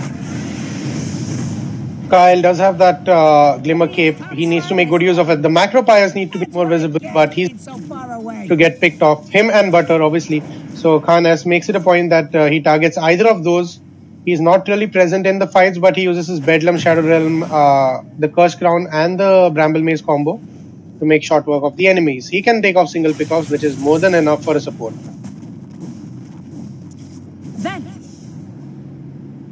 Shaundi needs to dish out more damage, going for Hex, Scythe of Vice. But on the offensive, does go on Mesmerized. And now he's going to get taken down once again. Shadow Shaman on the offensive, trying to look out for any more heroes as ATE again gets a strong foothold to go for tier 3 this time in the bottom lane. Visibility.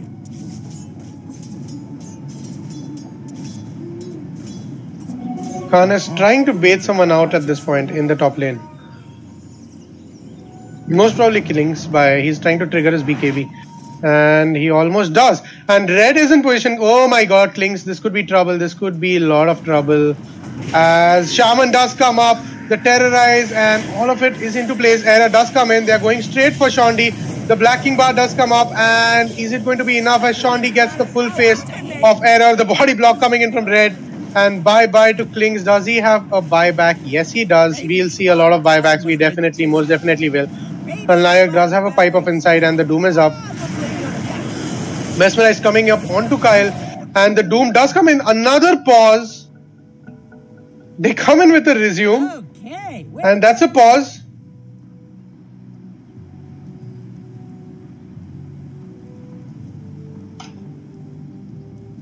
Apparently, is that a GG call? Yes, it is a GG call, ladies and gentlemen. Surprisingly, not a state that you want to be in, but Pebble Gaming is actually going to rage out of that one, and not definitely rage. I don't know what really happened there, or they knew that this fight wasn't theirs when Shondi was taken off. He did have a buyback though, but it ended out really like, in a surprising state. I wasn't expecting the game to end like this. However, those are your victors, ladies and gentlemen. Fake hype in the end because I cannot really hype on anything anymore. ATE Gaming are your grand victors. They clutch the BO3 with 2-1 and they are the people you're going to see in Hyderabad at AMD GameOn 2018, 13th and 14th of October. Be sure to catch it there. This is Zach7 signing off after a beautiful evening of Dota 2. See you around, ladies and gentlemen.